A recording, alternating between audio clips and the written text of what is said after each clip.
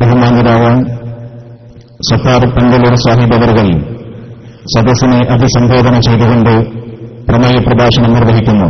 അധ്യക്ഷന് വേണ്ടി ബഹുമാന പുരസ്സരം ക്ഷണിക്കുന്നു.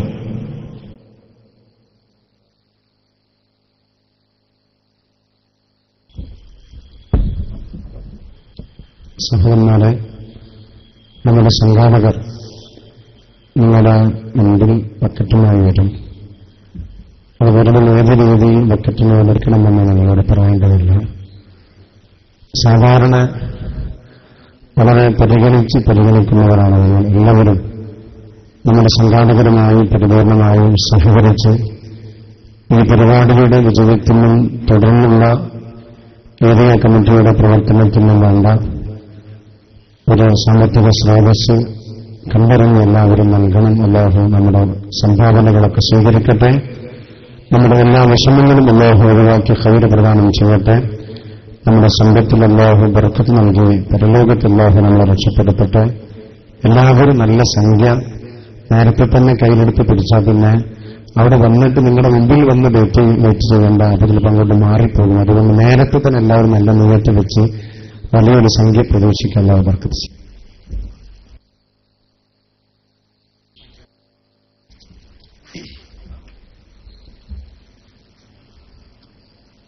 അസ്സലാമു അലൈക്കും വറഹ്മത്തുള്ളാഹി വബറകാതുഹു.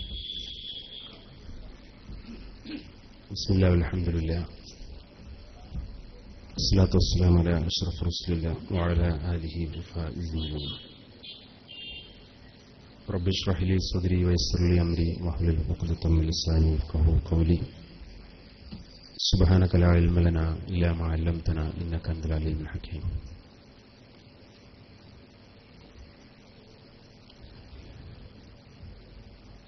ബഹുമാന്യനായ അധ്യക്ഷൻ,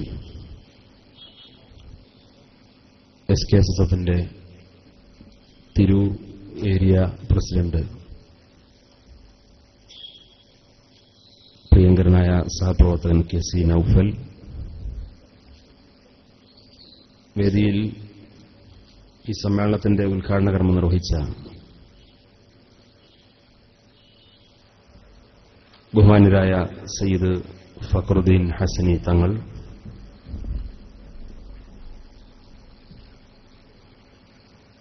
നമുക്ക് ഏറ്റവും ആദരണീയരായ ബഹുമാന്യരായ KNC തങ്ങൾ, KNS തങ്ങൾ,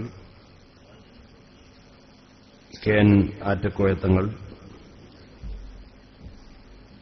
SKSFന്റെ സംസ്ഥാന സെക്രട്ടറിമാരിൽ ഒരാളായ പ്രിയപ്പെട്ട സഹപ്രവർത്തകൻ PM റഫീഖ് അഹമ്മദ്, ജില്ലാ ജനറൽ സെക്രട്ടറി ഷഹീർ അൻവരി, ജില്ലാ ട്രഷറർ ജലീൽ മാസ്റ്റർ പട്ടർകുളം, ജില്ലാ സെക്രട്ടറി നൌഷാദ് ചെട്ടിപ്പടി തുടങ്ങി വേദിയിലെ ബഹുമാന്യരായ പണ്ഡിതന്മാരെ, നേതാക്കളെ, ഈ സമ്മേളനത്തിൽ വളരെ ആവേശപൂർവ്വം ഒരുമിച്ചുകൂടിയിട്ടുള്ള സമസ്ത കേരള ജമിയത്തുൽ ഉലമയുടെയും പോഷക സംഘടനകളുടെയും ബഹുമാന്യരായ നേതാക്കളെ, പ്രവർത്തകരെ, പ്രിയപ്പെട്ട രക്ഷിതാ യുവജന സുഹൃത്തുക്കളെ, സഹോദരന്മാരെ,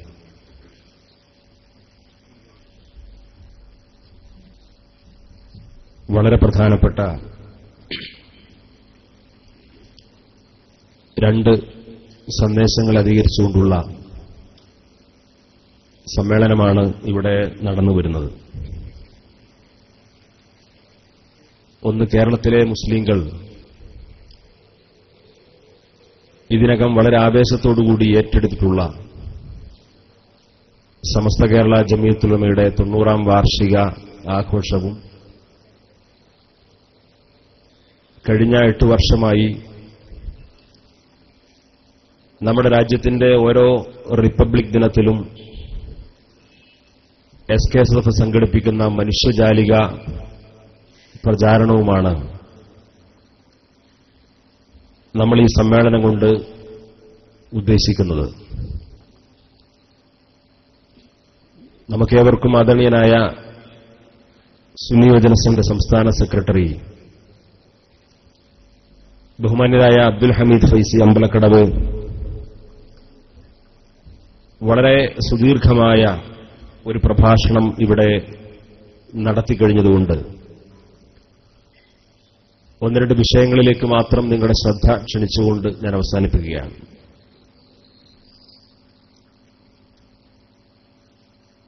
നമ്മുടെ രാജ്യം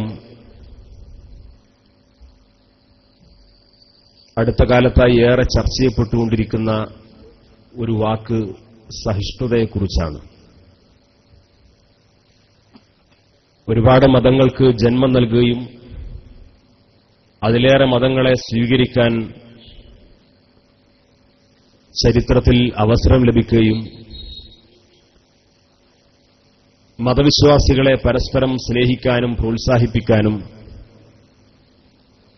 മതത്തിന്റെ പേരിൽ മാത്രമല്ല രാഷ്ട്രീയത്തിലും മറ്റു സാംസ്കാരിക വിദ്യാഭ്യാസ സാമൂഹ്യ മേഖലകളിലൊക്കെ പരസ്പരം സ്നേഹവും സഹവർത്തിത്വവും നിലനിർത്തുന്നത് ഒരു പാരമ്പര്യമാക്കിയ രാജ്യമാണ് നമ്മുടെ മഹത്തായ ഇന്ത്യ രാജ്യം. ദൗർഭാഗ്യവശാൽ ഇന്നുപോലും നമ്മൾ പത്രത്തിൽ വായിച്ചൊരു വാർത്ത, ഇന്ത്യയുടെ സുപ്രീം കോടതിയുടെ ചീഫ് ജസ്റ്റിസ് ഈ രാജ്യത്തെ ജനങ്ങളോട് പറയുന്നു, ഈ രാജ്യത്തെ എല്ലാ പൌരന്മാർക്കും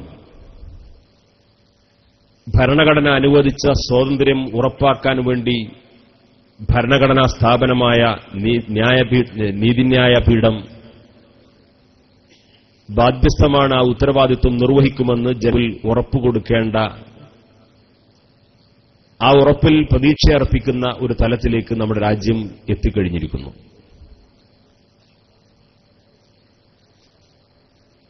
നമുക്കറിയാം, ഈ രാജ്യത്ത് ഇതിനു മുമ്പും ഒട്ടേറെ ഭരണാധികാരികൾ കടന്നു വന്നിട്ടുണ്ട്. വളരെ ദീർഘമായ നൂറ്റാണ്ടുകളോളം മുസ്ലിം രാജാക്കന്മാർ ഇന്ത്യ രാജ്യം ഭരണം നടത്തിയിട്ടുണ്ട്. ക്രൈസ്തവ സമൂഹത്തിൽ ജനിച്ചു വളർന്ന ധാരാളം അധിനിവേശ ശക്തികൾ നമ്മുടെ രാജ്യം ഭരിക്കുന്ന സാഹചര്യമുണ്ടായിട്ടുണ്ട്. പോർച്ചുഗീസുകാരും ഡച്ചുകാരും ഫ്രഞ്ചുകാരും ബ്രിട്ടീഷുകാരുമൊക്കെ അവരുടെ ആധിപത്യം ഇവിടെ സ്ഥാപിക്കാൻ ശ്രമിക്കുകയും ആ അധികാരം ഉപയോഗിച്ചുകൊണ്ട് അവരുടെ മതത്തിന്റെ മെഷനറി പ്രവർത്തനം പോലും ഇവിടെ നടത്തുകയും ചെയ്തപ്പോൾ പോലും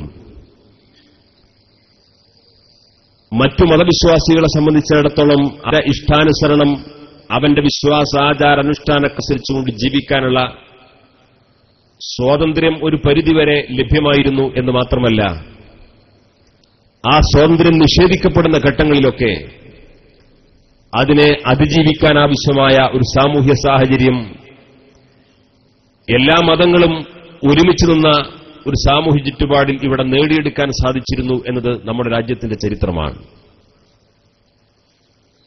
ഒരുപാട് മുസ്ലിം രാജാക്കന്മാർ, മുസ്ലിം രാജവംശങ്ങൾ നമ്മുടെ നാട് ഭരിച്ചിട്ടുണ്ട്. ബാബർ മുതൽ ബഹദൂർ ഷാ സഫർ വരെ നീണ്ടുനിൽക്കുന്ന മുഗൾ ചക്രവർത്തിമാരുടെ കാലഘട്ടം, ഖിൽജി വംശം, ലോധി വംശം, തുഗ്ലക് വംശം തുടങ്ങിയിട്ടുള്ള ഒട്ടേറെ മുസ്ലിം രാജവംശങ്ങൾ ഭരണം നടത്തിയ നൂറ്റാണ്ടുകളുടെ ചരിത്രം, അത് തുടങ്ങി അവസാനം നമ്മുടെ കേരളത്തിലെ സാമൂതിരി രാജാക്കന്മാർ പോലും ഭരണം നടത്തിയിരുന്ന കാലത്തെ ചരിത്രം, മഹാഭൂരിപക്ഷം ഹൈന്ദവ സമൂഹം തിങ്ങിത്താമസിക്കുന്ന ആ നാട്ടുപ്രദേശത്തെ, അവിടുത്തെ രാജാവായിരുന്ന സാമൂതിരി രാജാവ് നാട് ഭരിച്ചുകൊണ്ടിരിക്കുമ്പോൾ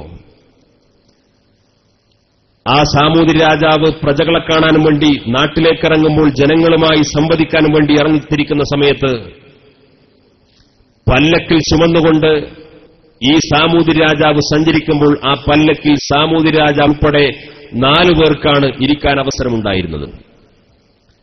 ആ 4 പേരിൽ ഒരാൾ അവിടുത്തെ മുസ്ലിങ്ങളുടെ കാളിയാവണം എന്നത് അന്നത്തെ വ്യവസ്ഥയായിരുന്നു.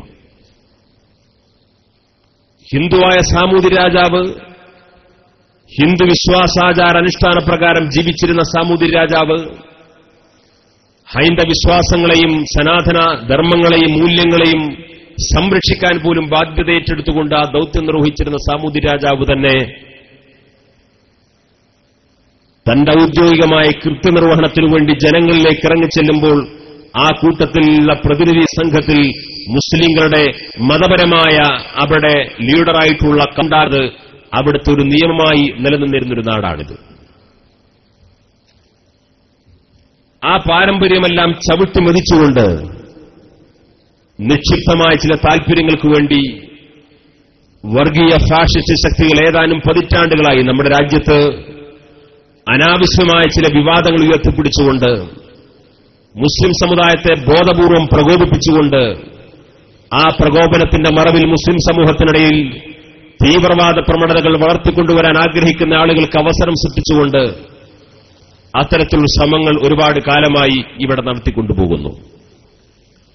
പലപ്പോഴും വളരെ ബുദ്ധിപരമായി ഈ വിഷയത്തെ കൈകാര്യം ചെയ്തതിനപ്പുറം മുസ്ലിം സമൂഹത്തിന്റെ മുന്നിലേക്ക് ഇട്ടുതരുന്ന വിഷയങ്ങളിൽ കടിച്ചുകൊണ്ട് ഇനി ഇതാണ് മുസ്ലിങ്ങൾക്ക് അജണ്ടകൾ എന്ന് തെറ്റിദ്ധരിച്ച, പലപ്പോഴും ഇതിനെ ദീർഘവീക്ഷണത്തോടുകൂടി കാണാൻ സാധിച്ച ദേശീയ തലത്തിലുണ്ടായിരുന്ന മുസ്ലിം നേതാക്കന്മാർ പലപ്പോഴും സമുദായത്തിന്റെ യഥാർത്ഥ അജണ്ടകൾ മറന്നുപോകുന്ന കാഴ്ചയാണ് കഴിഞ്ഞ കാലങ്ങളിൽ നമ്മൾ കണ്ടിട്ടുള്ളത്.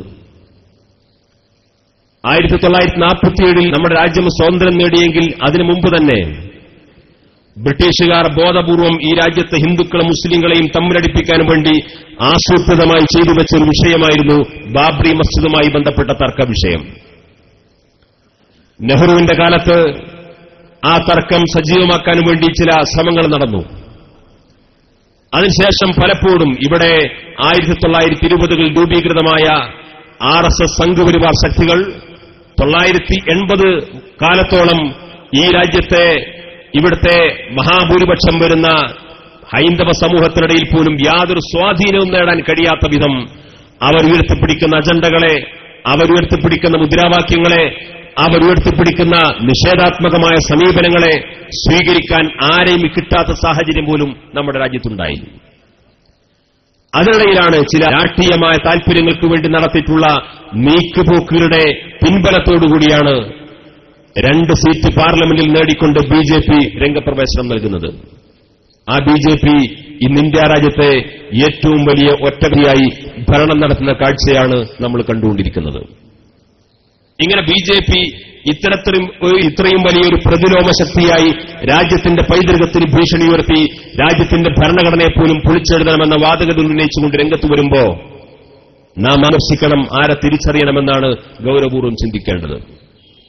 ബാബറി മസ്ജിദ് പോലെയുള്ള വിഷയങ്ങൾ, ഗോവധ നിരോധം പോലെയുള്ള വിഷയങ്ങൾ, ഏക സിവിൽ കോഡ് പോലെയുള്ള വിഷയങ്ങൾ മുസ്ലിം സമുദായത്തെ പ്രകോപിപ്പിക്കുന്ന, മുസ്ലിം സമൂഹത്തെ സംബന്ധിച്ചിടത്തോളം വലിയൊരു അബദ്ധമാണ്, വലിയൊരു അപകടം വരാനിരിക്കുന്നു, ഇവിടെ എന്തൊക്കെ സംഭവിക്കാൻ പോകുന്നു എന്ന രീതിയിൽ ഇവിടുത്തെ മാധ്യമങ്ങൾ പോലും ബോധപൂർവം കാട്ടിക്കൂട്ടിക്കൊണ്ടിരിക്കുന്ന ഇത്തരത്തിലുള്ള വിവാദങ്ങളിൽ പലപ്പോഴും അതിന്റെ പിറകെ സഞ്ചരിക്കാനാണ് രാജ്യത്തെ മഹാഭൂരിപക്ഷം വരുന്ന മുസ്ലിങ്ങൾക്കും യോഗമുള്ളത്.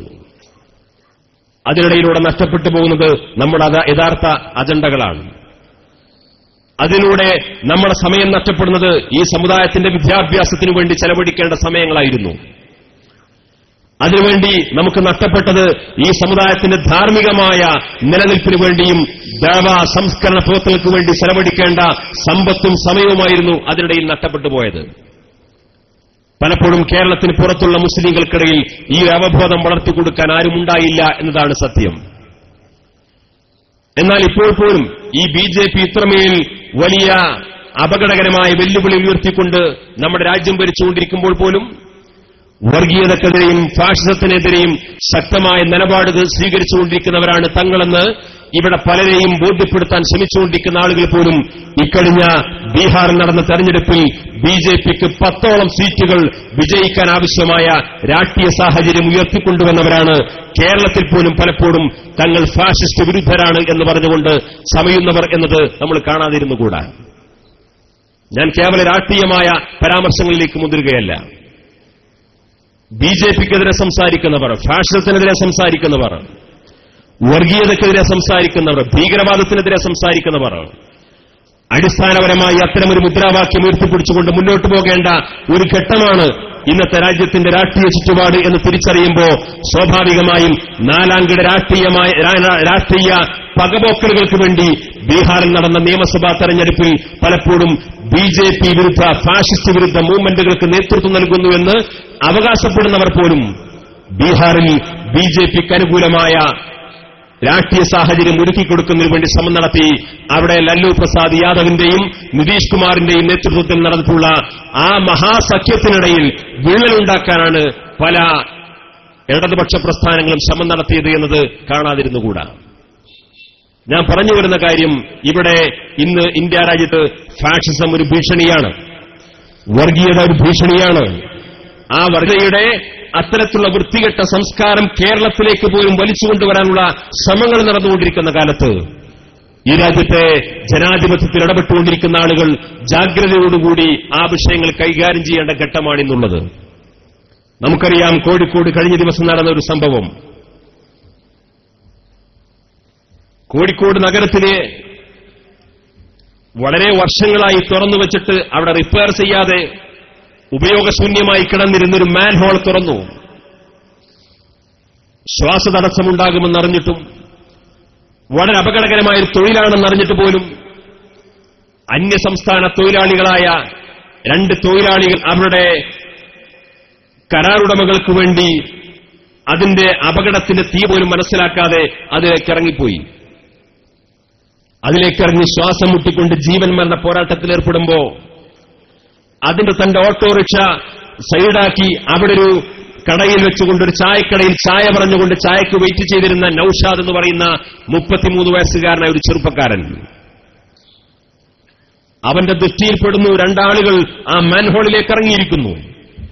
നഗരത്തിൽ ഓട്ടോ തൊഴിലാളിയായ നൌഷാദിനറിയാം ആ മാൻഹോൾ വർഷങ്ങളായി തുറന്നുവെച്ചിട്ട് ശ്വാസതടസ്സമുണ്ടായി മരണപ്പെട്ടു പോകുന്നത് ഉറപ്പാണ്. നൌഷാദ് അവൻ ഏത് മതക്കാരനാണെന്നല്ല അന്വേഷിച്ചത്. നൌഷാദ് ആ ഇറങ്ങിയ ആളുകൾ ഏത് നാട്ടുകാരാണ് എന്നല്ല അന്വേഷിച്ചത്. നൌഷാദ് ആ ഇറങ്ങിയ ആളുകൾ അവരെ പുറത്തെടുത്തു കഴിഞ്ഞാൽ തനിക്ക് കിട്ടുന്ന പ്രതിഫലത്തെക്കുറിച്ചല്ല അന്വേഷിച്ചത്. തന്നെപ്പോലെ മജ്ജയും മാംസവുമുള്ള 2 മനുഷ്യരുടെ ജീവൻ അപകടത്തിൽപ്പെടാൻ പോകുന്നു എന്ന ആ അപകടം മണത്തെറിഞ്ഞ നൌഷാദ് തന്റെ കൂട്ടുകാരെ പോലും കാത്തുനിൽക്കാതെ അതിലേക്ക് ഇറങ്ങിച്ചെന്നുകൊണ്ട് അവരുടെ ജീവൻ രക്ഷപ്പെടുത്താനാണ് ശ്രമിച്ചത്. ആദരണീയനായ സമസ്ത കേരള ജമിയത്തുൽ ഉലമയുടെ കേന്ദ്ര മുഷാവർ അംഗം കൂടിയായ ഉസ്താദ് ഷെയ്ഖുന മരക്കാർ മുസ്ലിയാർ വേദിയിലേക്ക് കടന്നു വരികയാണ്.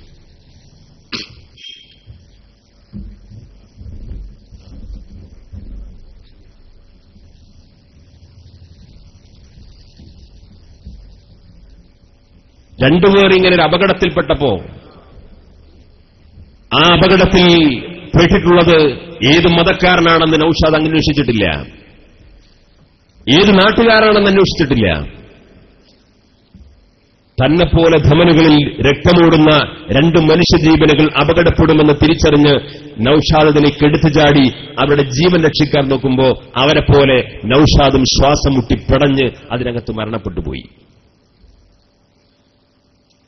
അപ്പോഴേക്ക് ഫയർഫോഴ്സിന്റെയും മറ്റു ഉദ്യോഗസ്ഥന്മാർ വന്ന് 3 പേരുടെയും മൃതദേഹം പുറത്തെടുത്ത് അതിന്റെ മറ്റു കാര്യങ്ങൾ ചെയ്തു. അത് കേരളത്തിൽ വലിയ വാർത്തയായി. ജീവൻ പോലും അപകടപ്പെടുത്തിക്കൊണ്ടുള്ള ഇത്തരത്തിലുള്ള നിർമ്മാണ പ്രവർത്തനത്തിനു വേണ്ടി തൊഴിലാളികളെ നിയോഗിച്ച കരാറുകാരനെതിരെ പോലീസ് കേസെടുത്തു. മീഡിയകളിൽ അത് വലിയ ചർച്ചയായി.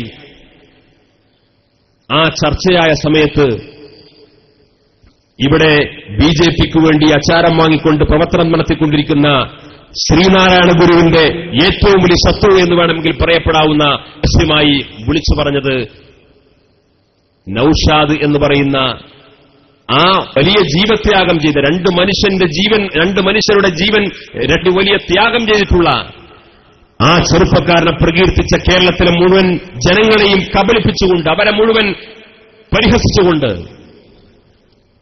കേരള സർക്കാർ ആ നൌഷാദിന്റെ കുടുംബത്തെ സഹായിക്കാനും നൌഷാദിന്റെ ഭാര്യയ്ക്ക് സർക്കാർ ജോലി നൽകുന്നതിനെക്കുറിച്ച് ആലോചിക്കാനും അതിന്റെ ആ വിഷയം അനുഭാവപൂർവ്വം പരിഗണിക്കുമെന്ന് കേരളത്തിന്റെ പറഞ്ഞപ്പോ ഒരുളുപ്പുമില്ലാതെ ഈ മനുഷ്യൻ പ്രസംഗിക്കുന്നു, ഒക്കെയാണെങ്കിൽ മുസ്ലിമായിട്ട് മരിക്കണം, എന്നാൽ സർക്കാരിന് ഒരുപാട് ആനുകൂല്യങ്ങൾ കിട്ടും. ആ ആദ്യം മരണപ്പെടാൻ പോയ 2 ആളുകൾ ഏത് മതക്കാരാണെന്ന് നൌഷാദ് അന്വേഷിച്ചിട്ടില്ല. ആ ചെറുപ്പക്കാരന്റെ മനസ്സിന്റെ വിശുദ്ധിയിൽ നിന്ന് കേരളത്തിലെ രാഷ്ട്രീയക്കാരും പുതുതായി രാഷ്ട്രീയ പ്രസ്ഥാനം തുടങ്ങാൻ ആഗ്രഹിക്കുന്നവരും പാഠം പഠിക്കണമെന്നാണ് നമുക്ക് പറയാനുള്ളത്. ഞാൻ പറഞ്ഞു വരുന്നത്, ഇങ്ങനെയുള്ള ഒരു വൃത്തികെട്ട സംസ്കാരം കേരളത്തിലേക്ക് ഇറക്കുമതി ചെയ്യാൻ ശ്രമിച്ചുകൊണ്ടിരിക്കുന്നു. ഇത് കേരളത്തിന്റെ പാരമ്പര്യമല്ല, നമ്മുടെ നാടിന്റെ പാരമ്പര്യം അതല്ല. ഇവിടെ രാഷ്ട്രീയമായ സംഘർഷമുണ്ടാവാറുണ്ട്, ഇവിടെ കലാപങ്ങൾ ഉണ്ടാകാറുണ്ട്. ഒരു പരിധിവരെ കുറവാണ് കേരളത്തിൽ. മനുഷ്യർക്കിടയിൽ പല അഭിപ്രായ വ്യത്യാസങ്ങൾ ഉണ്ടാവാറുണ്ട്, രാഷ്ട്രീയ വിവാദമുണ്ടാവാറുണ്ട്. പക്ഷേ മനുഷ്യത്വം തൊട്ടുതീണ്ടാത്ത ഇത്തരത്തിലുള്ള പരാമർശങ്ങൾ നടത്തിയ ഒരു പൊതുപ്രവർത്തകനെ കേരളത്തിന്റെ ചരിത്രത്തിൽ ഇന്നുവരെ നമ്മൾ കണ്ടിട്ടില്ല. ഈ അർത്ഥത്തിലുള്ള ഒരു വൃത്തികെട്ട സംസ്കാരം ഇറക്കുമതി ചെയ്യാൻ എന്താണിത് പറഞ്ഞതിന്റെ താല്പര്യം? ഇത് പറഞ്ഞതിന്റെ താല്പര്യം എന്താണ്? ഇവിടെയാണ് നമ്മൾ ചിന്തിക്കേണ്ടത്. ഇത് അന്ധമായി വെള്ളാപ്പള്ളി നടേശനെ അടിക്കാനോ വിമർശിക്കാനോ ഉള്ള ഒരായുധമായിട്ടല്ല മുസ്ലിങ്ങൾ തിരിച്ചറിയേണ്ടത്. അദ്ദേഹം ഇങ്ങനെ ഒരു പരാമർശം നടത്തിയാൽ അതിന്റെ പേരിൽ അദ്ദേഹത്തെ വിമർശിക്കാനുള്ള ഒരായുധമായിട്ടല്ല നൌഷാദിന്റെ മരണത്തെ മുസ്ലിങ്ങൾ ഉപയോഗപ്പെടുത്തേണ്ടത്, അല്ലെങ്കിൽ ഇവിടുത്തെ രാഷ്ട്രീയ പ്രവർത്തകർ ഉപയോഗപ്പെടുത്തേണ്ടത്. അതിനുശേഷം ഇന്നലെ സോഷ്യൽ മീഡിയയിൽ കണ്ടു, നൌഷാദ് അത്തരം ഒരു പ്രവർത്തനം നടത്തിയത് നൌഷാദ് ഒരു മണ്ടനായതുകൊണ്ടാണ് എന്ന് മറ്റൊരു ബിജെപിയുടെ നേതാവ് പ്രസംഗിച്ചിരിക്കുന്നു. ഇതിന്റെ അടിസ്ഥാനം എന്ന് പറയുന്നത് നൌഷാദിനെ വിമർശിക്കാൻ താല്പര്യമുണ്ടായതുകൊണ്ടല്ല, നൌഷാദിനെ മോശക്കാരനാണ് എന്ന അഭിപ്രായമുണ്ടായതുകൊണ്ടല്ല, നൌഷാദ് ചിലത് വലിയൊരു ദൌത്യമാണ് എന്നറിയാത്തവരുമല്ല. പക്ഷേ മുസ്ലിങ്ങളുടെ അവരെ വൈകാരികമായി പ്രലോഭിപ്പിച്ചുകൊണ്ട്, അവരെ പ്രകോപിപ്പിച്ചുകൊണ്ട് അവർക്കിടയിൽ വീണ്ടും അസ്വസ്ഥതയും അസഹിഷ്ണുതയും അവർക്കിടയിൽ വല്ലാത്ത വിങ്ങലും അതേപോലെയുള്ള പ്രതിഷേധവും ഒക്കെ രൂപപ്പെടുത്തിക്കഴിഞ്ഞാൽ സ്വാഭാവികമായും തങ്ങൾക്ക് മുസ്ലിം സമൂഹത്തിനിടയിൽ പുതിയ ചില ശത്രുക്കളെ രൂപപ്പെടുത്തിയെടുക്കാൻ സാധിക്കും. ആ ശത്രുക്കളെ ചൂണ്ടിയിട്ട് വേണം. അവർ നമുക്കെതിരെ രംഗത്ത് വന്നവരാണ്, അവർ നമുക്കെതിരെ പ്രക്ഷോഭം നയിക്കാൻ രംഗത്ത് വരുന്നവരാണ്. വേണമെങ്കിൽ തീവ്രവാദത്തിന്റെയും ഭീകരവാദത്തിന്റെയും ഒരു പട്ടം കൂടി ചാർത്തി കൊടുത്താൽ കാര്യങ്ങൾ കെങ്കേമമായി കൊണ്ടുപോകാൻ സാധിക്കും. ഈ ഒരു പാരമ്പര്യം ഞാൻ നേരത്തെ സൂചിപ്പിച്ചതുപോലെ ബാബറി മസ്ജിദ് സംഭവം മുതൽ മുസ്ലിം സമുദായത്തെ വൈകാരികമായി ഉണർത്തിക്കൊണ്ട് വളരെ നിസ്സാരമായ ഇത്തരത്തിലെ പല പ്രശ്നങ്ങളെയും ഊതിവീർപ്പിച്ചുകൊണ്ട് അവരെ ബോധപൂർവം പ്രകോപിപ്പിച്ചുകൊണ്ട് അവരുടെ യഥാർത്ഥ വിഷയങ്ങളിൽ ശ്രദ്ധ തിരുത്തിക്കൊണ്ട് ഇത്തരത്തിലുള്ള വൈകാരികമായ വിഷയങ്ങളുടെ പിറകെ സഞ്ചരിക്കാൻ മുസ്ലിം സമൂഹത്തെ പ്രാപ്തമാക്കാനാണ് ദേശീയ തലങ്ങളിൽ ഉത്തരേന്ത്യൻ സംസ്ഥാനങ്ങളിൽ ഇക്കാലം അത്രയും ബിജെപി പരിശ്രമിച്ചത്. അതിന് സമാനമായ ചില പരിശ്രമങ്ങളാണ് ഇന്ന് കേരളത്തിൽ നടേശന്റെ നേതൃത്വത്തിൽ നടന്നുകൊണ്ടിരിക്കുന്നത്. ഇതിനെ പ്രതിരോധിക്കേണ്ടത് എങ്ങനെയാണ്? വെള്ളാപ്പള്ളി വിമർശിച്ചുകൊണ്ടല്ല. കാരണം ഒരാളെ വിമർശിക്കുകയാണെങ്കിലും ആ വിമർശനം കൊണ്ട് പാഠം പഠിക്കുന്ന, അതിന് മാത്രമുള്ള തെറ്റുതിരുത്താൻ ശേഷിയുമുള്ള ഒരു വ്യക്തിത്വമായിരിക്കണം. മദ്യം കുടിക്കരുത്, വിൽക്കരുത്, തുടരുത്, മണക്കരുത് എന്ന് പറഞ്ഞ ശ്രീനാരായണ ഗുരുവിന്റെ പേരിൽ ഒരു മനുഷ്യൻ സംഘടനയുണ്ടാക്കുന്നു. മൂപ്പർ ഏറ്റവും വലിയ ബിസിനസ് മദ്യക്കച്ചവടമാണ്. അപ്പൊ അങ്ങനത്തെ ഒരാളെ ഉപദേശിച്ച് നന്നാക്കാൻ കഴിയും എന്നല്ല നമ്മൾ ലാക്കാക്കേണ്ടത്. ഇവരൊക്കെ ബിജെപിക്ക് വേണ്ടി മുസ്ലിം സമൂഹത്തിനകത്ത് പുതിയ പുതിയ ശത്രുക്കളെ വളർത്തിയെടുത്തുകൊണ്ട് ഇതാ ഇവിടെ ഹിന്ദു സമൂഹത്തിനെതിരെ മുസ്ലിങ്ങൾ ഉണർന്നിരിക്കുന്നു എന്ന് ചൂണ്ടിക്കാണിച്ച് ഇവിടുത്തെ സാധാരണക്കാരായ നിഷ്കളങ്കരായ ഇവിടുത്തെ സാമുദായിക സൗഹാർദ്ദം നിലനിൽക്കണമെന്ന് ആഗ്രഹിക്കുന്ന ഹൈന്ദവ സമൂഹത്തെ അതിന്റെ പേരിൽ പ്രകോപിപ്പിച്ചുകൊണ്ട് കൊണ്ടുവന്ന് അവരെ വീണ്ടും വലിയ വലിയ വർഗീയവാദികളാകാൻ വേണ്ടി ആർഎസ്എസിന്റെ ശാഖകളിലേക്ക് നയിക്കാൻ ആവശ്യമായിട്ടുള്ള അജണ്ടകളാണ് ഇവരെ നടപ്പാക്കിക്കൊണ്ടിരിക്കുന്നത്. അത് തിരിച്ചറിയാൻ സമൂഹത്തിന് സാധിക്കണം. നമുക്കറിയാമല്ലോ, ബാബരി മസ്ജിദുമായി ബന്ധപ്പെട്ട ചർച്ചകൾ നടക്കുന്ന കാലത്ത് ഇത്തരത്തിലുള്ള പ്രകോപനങ്ങളും മുസ്ലിം സമൂഹത്തിനിടയിൽ അനാവശ്യമായ വിവാദങ്ങൾ ഊതിവീർപ്പിച്ചുകൊണ്ട് അതിന്റെ പേരിൽ മുസ്ലിം ചെറുപ്പക്കാരെ വിളിച്ചുകൊണ്ട് ഇത്തരത്തിലുള്ള വിവാദങ്ങളുടെ പിറകെ സഞ്ചരിപ്പിക്കാൻ വേണ്ടി പ്രേരിപ്പിക്കുന്ന നിലപാടാണ് ISSുമായി രംഗത്ത് വന്ന ആ പ്രഭാഷകൻ അന്ന് നിർവഹിച്ചത്. അതുകൊണ്ടുണ്ടായ ലാഭം എന്താണ്? അദ്ദേഹത്തിന്റെ പ്രഭാഷണ കേസറ്റുകൾ ഏറ്റവും കൂടുതൽ കേൾക്കുന്ന പ്രദേശങ്ങൾ, ഏറ്റവും കൂടുതൽ കേട്ട കേന്ദ്രങ്ങൾ RSSന്റെ ശാഖകളായിരുന്നു. ആ പ്രഭാഷണം കൊണ്ട് ഇവിടെ വലിയ വ്യത്യാസം, എന്തെങ്കിലും പരിവർത്തനമുണ്ടാക്കാൻ സാധിച്ചോ? ഒരു പരിവർത്തനവും ഉണ്ടാക്കാൻ സാധിച്ചില്ല. പക്ഷേ ഒരു പരിവർത്തനമുണ്ടായി. നിഷ്കളങ്കരായി സാമുദായിക സൗഹൃദം നിലനിൽക്കണമെന്ന് ആഗ്രഹിച്ചുകൊണ്ട് ജീവിക്കുന്ന സാധാരണക്കാരായ ഹൈന്ദവ സമൂഹത്തിന്റെ, ഹൈന്ദവ കുടുംബങ്ങളിൽ കൊണ്ടുപോയി ഈ പ്രഭാഷണം വെച്ചുകൊണ്ട് ബദറിന്റെയും ഉഹുദിന്റെയും ഖൈബറിന്റെയും ഖന്തക്കിന്റെയും ചരിത്രം പറഞ്ഞ് ഹംസയാവാൻ തയ്യാറുണ്ടോ, ബിലാലാവാൻ തയ്യാറുണ്ടോ എന്ന ചോദ്യം ചോദിച്ചുകൊണ്ട് ഈ ബദറും ഉഹുദും ഖൈബറും ഖന്തക്കുമൊക്കെ ഇസ്ലാമിലെ യുദ്ധങ്ങളാണ്. ആ യുദ്ധത്തിന് നേതൃത്വം കൊടുത്ത ആളുകളാണ് ഹംസയും ബിലാലുമൊക്കെ. അതേപോലെയുള്ള ആളുകൾ ആ ഹംസയും ബിലാലും ജാഫറുമാകാൻ തയ്യാറുണ്ടോ എന്ന് ചോദിച്ചാൽ അതുപോലെ നിങ്ങൾ യുദ്ധം ചെയ്യാൻ, വാളെടുത്തുകൊണ്ട് യുദ്ധം ചെയ്യാൻ തയ്യാറുണ്ടോ എന്നാണ് ചോദ്യം. ഇന്നല്ലെങ്കിൽ നാളെ ഇവിടുത്തെ മുസ്ലിം ചെറുപ്പക്കാർ നമുക്കെതിരെ യുദ്ധത്തിനിറങ്ങാൻ പോകുന്നു. അതുകൊണ്ട് ഇവിടെയും RSSന്റെ ശാഖ രൂപീകരിക്കണം, നമ്മൾ ശക്തരാവണം, നമ്മളും പരിശീലനം നേടണം. നമ്മൾ ഈ കാണുന്നത് പോലെ പുറത്തു കണ്ടാൽ പുഞ്ചിരിക്കുന്ന അയൽവാസികളല്ല, അവർക്കിടയിൽ ഇത്തരത്തിലുള്ള ചില പ്രവർത്തനം നടത്തുന്നുണ്ട് എന്ന് തെറ്റിദ്ധരിപ്പിച്ചുകൊണ്ട് ഈ സമുദായത്തിനിടയിൽ പുതിയ പുതിയ ശാഖകൾ രൂപീകരിക്കാൻ ആവശ്യമായ ആ ഒരു ഫലം മാത്രമാണ് അത്തരം പ്രഭാഷണങ്ങൾ കൊണ്ടുണ്ടായത്. അല്ലാതെ ഈ സമൂഹത്തിൽ ഒരു സംഭാവന ചെയ്യാൻ സാധിച്ചില്ല. അതവസാനം എവിടെ എത്തി? സ്വന്തം തടി പോലും രക്ഷപ്പെടുത്താൻ കഴിയാത്ത വിധം പലപ്പോഴും വലിയ ഒരുതരം കൂച്ചുവിലങ്ങുന്ന അവസ്ഥയിലേക്ക് അത്തരം ആളുകൾ എത്തിപ്പോയി. അവരാക്ഷേപിക്കാനോ വിമർശിക്കാനോ അല്ല പറഞ്ഞത്, ഈ സമുദായത്തെ മറ്റുള്ളവർ നിശ്ചയിക്കുന്ന അജണ്ടകളിലൂടെ കൊണ്ടുപോകാൻ ഏതെങ്കിലും സംഘടനകളോ നേതാക്കളോ ശ്രമിച്ചു കഴിഞ്ഞാൽ അതുകൊണ്ടുണ്ടാകുന്ന തിക്തഫലമാണ് ഇവരിലൂടെ നമ്മൾ കണ്ടത്. ഇതിന് സമാനമായ തീവ്രവാദ പ്രസ്ഥാനങ്ങളൊക്കെ അതിനുശേഷവും കടന്നു വന്നു. ഇവിടുത്തെ രാഷ്ട്രീയ പ്രസ്ഥാനങ്ങളെയെല്ലാം നിഷ്പ്രഭമാക്കി സംസാരിക്കുന്ന ആളുകൾ ബാബരി മസ്ജിദിന്റെ തകർച്ചയുടെ പശ്ചാത്തലത്തിൽ നിരാശരായി കഴിഞ്ഞുകൊണ്ടിരിക്കുന്ന മുസ്ലിം സമൂഹത്തിനിടയിൽ ആ സമൂഹത്തിന്റെ ആ അരക്ഷിതബോധത്തെ, ആ സമൂഹത്തിന്റെ ആ നിസ്സഹായാവസ്ഥയെ ബോധപൂർവം ചൂഷണം ചെയ്യാൻ വേണ്ടിയിട്ടുള്ള ശ്രമങ്ങൾ നമ്മുടെ സമൂഹത്തിൽ നടന്നു. ഇനി മുസ്ലിം സമൂഹത്തിനിടയിൽ രാഷ്ട്രീയ പ്രസ്ഥാനങ്ങൾ കൊണ്ടൊരു ഫലമില്ല. ബാബരി മസ്ജിദ് തകർക്കപ്പെട്ടിരിക്കുന്നു. ഇന്ത്യൻ നാഷണൽ കോൺഗ്രസ് രാജ്യം ഭരിച്ചുകൊണ്ടിരിക്കുന്ന സമയത്താണ് ബാബരി മസ്ജിദ് തകർക്കപ്പെട്ടത്. ആ കോൺഗ്രസുമായി ഇന്നും ഘടകകക്ഷിയായി ഭരിച്ചുകൊണ്ടിരിക്കുന്ന മുസ്ലിം ലീഗ്, ആ മുസ്ലിം ലീഗിൽ നിന്ന് ഈ സമുദായത്തിന് ഇനി നീതി ലഭ്യമാവുകയില്ല. അതുകൊണ്ട് മുസ്ലിം സമുദായത്തെ രക്ഷിക്കാൻ മുസ്ലിം ലീഗിന് കഴിയില്ല എന്ന് ആദ്യം. രണ്ടാമത് പിന്നെയുള്ള മതേതര പാർട്ടി കോൺഗ്രസാണ്. കോൺഗ്രസിന്റെ കാർമ്മികത്വത്തിലാണ് ആ പള്ളി തകർക്കുന്ന സാഹചര്യം ഉണ്ടായത്. അതുകൊണ്ട് അവർക്ക് ഈ സമുദായത്തെ രക്ഷിക്കാൻ കഴിയില്ല. മൂന്നാമത് പറഞ്ഞു, ഇവിടെയുള്ള ഇടതുപക്ഷ പ്രസ്ഥാനങ്ങൾ അടിസ്ഥാനപരമായി ഇസ്ലാമിക വിശ്വാസ പ്രമാണങ്ങളെ അംഗീകരിക്കുന്നവരല്ല, അവർ നിരീശ്വര നിർമ്മിത പ്രസ്ഥാനക്കാരാണ്. മാത്രമല്ല പലപ്പോഴും BJPക്ക് അക്കൗണ്ട് തുടങ്ങാൻ, ലോക്സഭയിൽ അക്കൗണ്ട് തുടങ്ങാൻ ആവശ്യമായിട്ടുള്ള നിലപാട് സ്വീകരിച്ചവരാണ്. അവരെയും വിശ്വസിക്കാൻ കഴിയില്ല. അതുകൊണ്ട് രാഷ്ട്രീയ പാർട്ടികളെ നമുക്ക് വിശ്വസിക്കാൻ കഴിയില്ല. മതസംഘടനകൾക്ക് ഈ രീതിയിലുള്ള കാര്യങ്ങൾ കൈകാര്യം ചെയ്യാനോ ചർച്ച ചെയ്യാനോ സമയമില്ല. അവർ പരസ്പരം ആക്ഷേപിച്ചുകൊണ്ടിരിക്കുന്നു, പരസ്പരം വിമർശിച്ചുകൊണ്ടിരിക്കുന്നു. അതിനേക്കാളപ്പുറം അവർക്കൊരു കർമ്മപരിപാടിയുമില്ല. അവരും സമുദായത്തിന്റെ കാര്യത്തിൽ അവർക്ക് യാതൊരു ശ്രദ്ധയുമില്ല.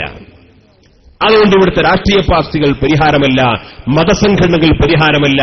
ഇനി അതിനെയെല്ലാം അതിജീവിച്ചുകൊണ്ട്, അതിനെയെല്ലാം മറികടന്നുകൊണ്ട് ഇനി അള്ളാഹുവിന്റെ പരിശുദ്ധമായ ദീനിന്റെ സംരക്ഷണത്തിനു വേണ്ടി എന്റെ ജീവനും ജീവിതവും അള്ളാഹുവിന് വേണ്ടി സമർപ്പിക്കുന്നു എന്ന് പ്രതിജ്ഞയെടുത്തുകൊണ്ട് ബൈഅത്ത് ചെയ്ത, ജിഹാദിനു വേണ്ടി രംഗത്ത് വന്ന, അങ്ങനെ ജിഹാദിലൂടെ രക്തസാക്ഷിത്വം വരിച്ച് ഷഹീദായി സ്വർഗത്തിലേക്ക് നേരിട്ട് നടന്നു പോകുന്ന ഒരു ഫോർമുല അവതരിപ്പിച്ചുകൊണ്ട് നമ്മുടെ ചെറുപ്പക്കാരെ അങ്ങനെ വശീകരിക്കാൻ ശ്രമിച്ചു.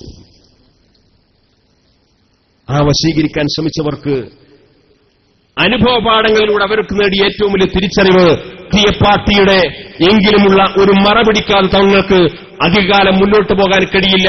കാരണം അല്ലാത്ത സംഘർഷങ്ങളും അല്ലാത്ത സംഘട്ടനങ്ങളുമൊക്കെ അനിവർഗീയ കലാപമായി മുദ്രകുത്തപ്പെടും. അതുകൊണ്ട് രാഷ്ട്രീയ പാർട്ടി രൂപീകരിച്ചു കഴിഞ്ഞാൽ പിന്നെ അത് രാഷ്ട്രീയ സംഘർഷമാക്കിയിട്ട് മാറ്റാൻ സാധിക്കും, നിയമപരമായി അങ്ങനെ രക്ഷപ്പെടാൻ സാധിക്കുമെന്നതിന്റെ ആ കാഴ്ചപ്പാടിലാണ് രാഷ്ട്രീയ പാർട്ടി എന്ന മുഖംമൂടി ധരിച്ചുകൊണ്ട് പിന്നീട് രംഗപ്രവേശനം നൽകുന്നത് നമ്മൾ കാണുന്നത്.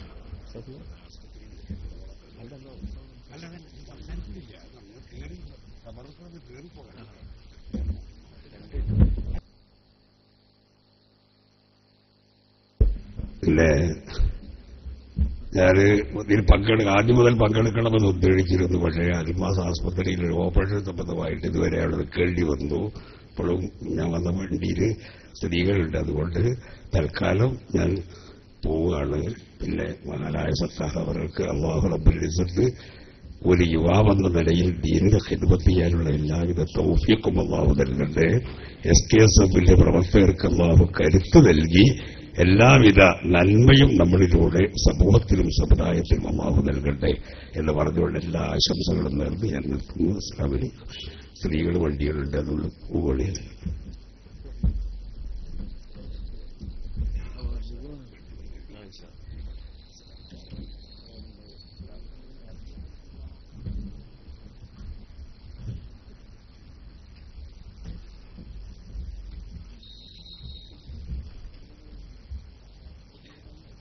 അങ്ങനെ പലപ്പോഴും നമ്മുടെ സമൂഹത്തിൽ ഇത്തരത്തിലുള്ള വിവാദങ്ങളെ വളർത്തിക്കൊണ്ടുവന്ന് ആ വിവാദങ്ങൾക്ക് പിറകെ സഞ്ചരിക്കാനാണ് സമൂഹത്തെ പ്രേരിപ്പിച്ചുകൊണ്ടിരിക്കുന്നത്. ആ രാഷ്ട്രീയ പാർട്ടി എന്ന മുഖംമൂടിയുമായി രംഗത്ത് വന്ന ആളുകൾക്ക് സമൂഹത്തിൽ എന്തു സുരക്ഷിത ബോധമാണ് ഉണ്ടാക്കിക്കൊടുക്കാൻ സാധിച്ചത്? ഒന്നും ഉണ്ടാക്കിക്കൊടുക്കാൻ സാധിച്ചില്ല എന്ന് മാത്രമല്ല, രാഷ്ട്രീയ പാർട്ടിയായി രംഗത്ത് വന്ന ആളുകൾക്ക് പലപ്പോഴും മുസ്ലിം സമൂഹത്തിനിടയിൽ പോലും, മുസ്ലിം മഹാഭൂരിപക്ഷം തിങ്ങിത്താമസിക്കുന്ന പ്രദേശങ്ങളിൽ പോലും അവർ വേറിട്ട് മത്സരങ്ങൾ നടത്താനോ അല്ലെങ്കിൽ മുസ്ലിം സമുദായം ഒറ്റക്കെട്ടായി നിൽക്കുന്ന സാമുദായിക രാഷ്ട്രീയ പ്രസ്ഥാനത്തിന് സമാന്തരമായി മത്സരിച്ചുകൊണ്ട് മുസ്ലിം വോട്ടുകൾ ഭിന്നിച്ചുകൊണ്ട് പലപ്പോഴും ശത്രുക്കൾക്ക് വളർന്നുവരാൻ ആവശ്യമായിട്ടുള്ള വഴികൾ തുറന്നു കൊടുക്കുക എന്ന രാഷ്ട്രീയ ദൌത്യമാണ് ഇക്കഴിഞ്ഞ തദ്ദേശ സ്വയംഭരണ തെരഞ്ഞെടുപ്പുകൾ പോലും നമ്മൾ കണ്ടിട്ടുള്ളത്. അപ്പൊ അടിസ്ഥാനപരമായി ഇവിടെ സാധിച്ചുകൊണ്ടിരിക്കുന്നത്, ഇത്തരം ആളുകൾ ഇവിടെ സാധിപ്പിച്ചെടുത്തുകൊണ്ടിരിക്കുന്നത് സാമുദായികമായ താൽപര്യമല്ല, സമുദായത്തിന് ഗുണകരമായ ഫലമല്ല ഉണ്ടാക്കിക്കൊടുത്തിരിക്കുന്നത്. മതരംഗത്താണെങ്കിലും രാഷ്ട്രീയ രംഗത്താണെങ്കിലും പുതിയ പുതിയ ഭിന്നിപ്പുകൾക്ക് ഈ തീവ്രവാദ പശ്ചാത്തലമുള്ള ആളുകൾ ശ്രമിച്ചുകൊണ്ടിരിക്കുന്നു. രാഷ്ട്രീയ രംഗത്ത് ഇത്തരത്തിലുള്ള രാഷ്ട്രീയവുമായി കടന്നു വന്നുകൊണ്ട് ഇതേപോലെയുള്ള രാഷ്ട്രീയമായ ഭിന്നിപ്പുകൾക്ക് വേണ്ടി ശ്രമിക്കുന്ന അതേ ആളുകൾ തന്നെ മതരംഗത്തും ഭിന്നിപ്പുകൾക്കുള്ള ശ്രമങ്ങൾ നടത്തിക്കൊണ്ടിരിക്കുന്നു. നമ്മുടെ മലപ്പുറം ജില്ലയിലും മലബാർ പ്രദേശങ്ങളിലൊക്കെ സമസ്ത കേരള ജംഇയ്യത്തുലും ആഹ്വാനങ്ങൾക്കും താക്കീതുകൾക്കും വിധേയമായി ജീവിക്കുന്ന മഹല്ല് സംവിധാനം ഭദ്രമായതുകൊണ്ട് ഇവിടെ മതരംഗത്ത് അവർക്ക് ഇടപെടാൻ യാതൊരു സ്പേസും ലഭ്യമായിട്ടില്ല. പക്ഷേ തെക്കൻ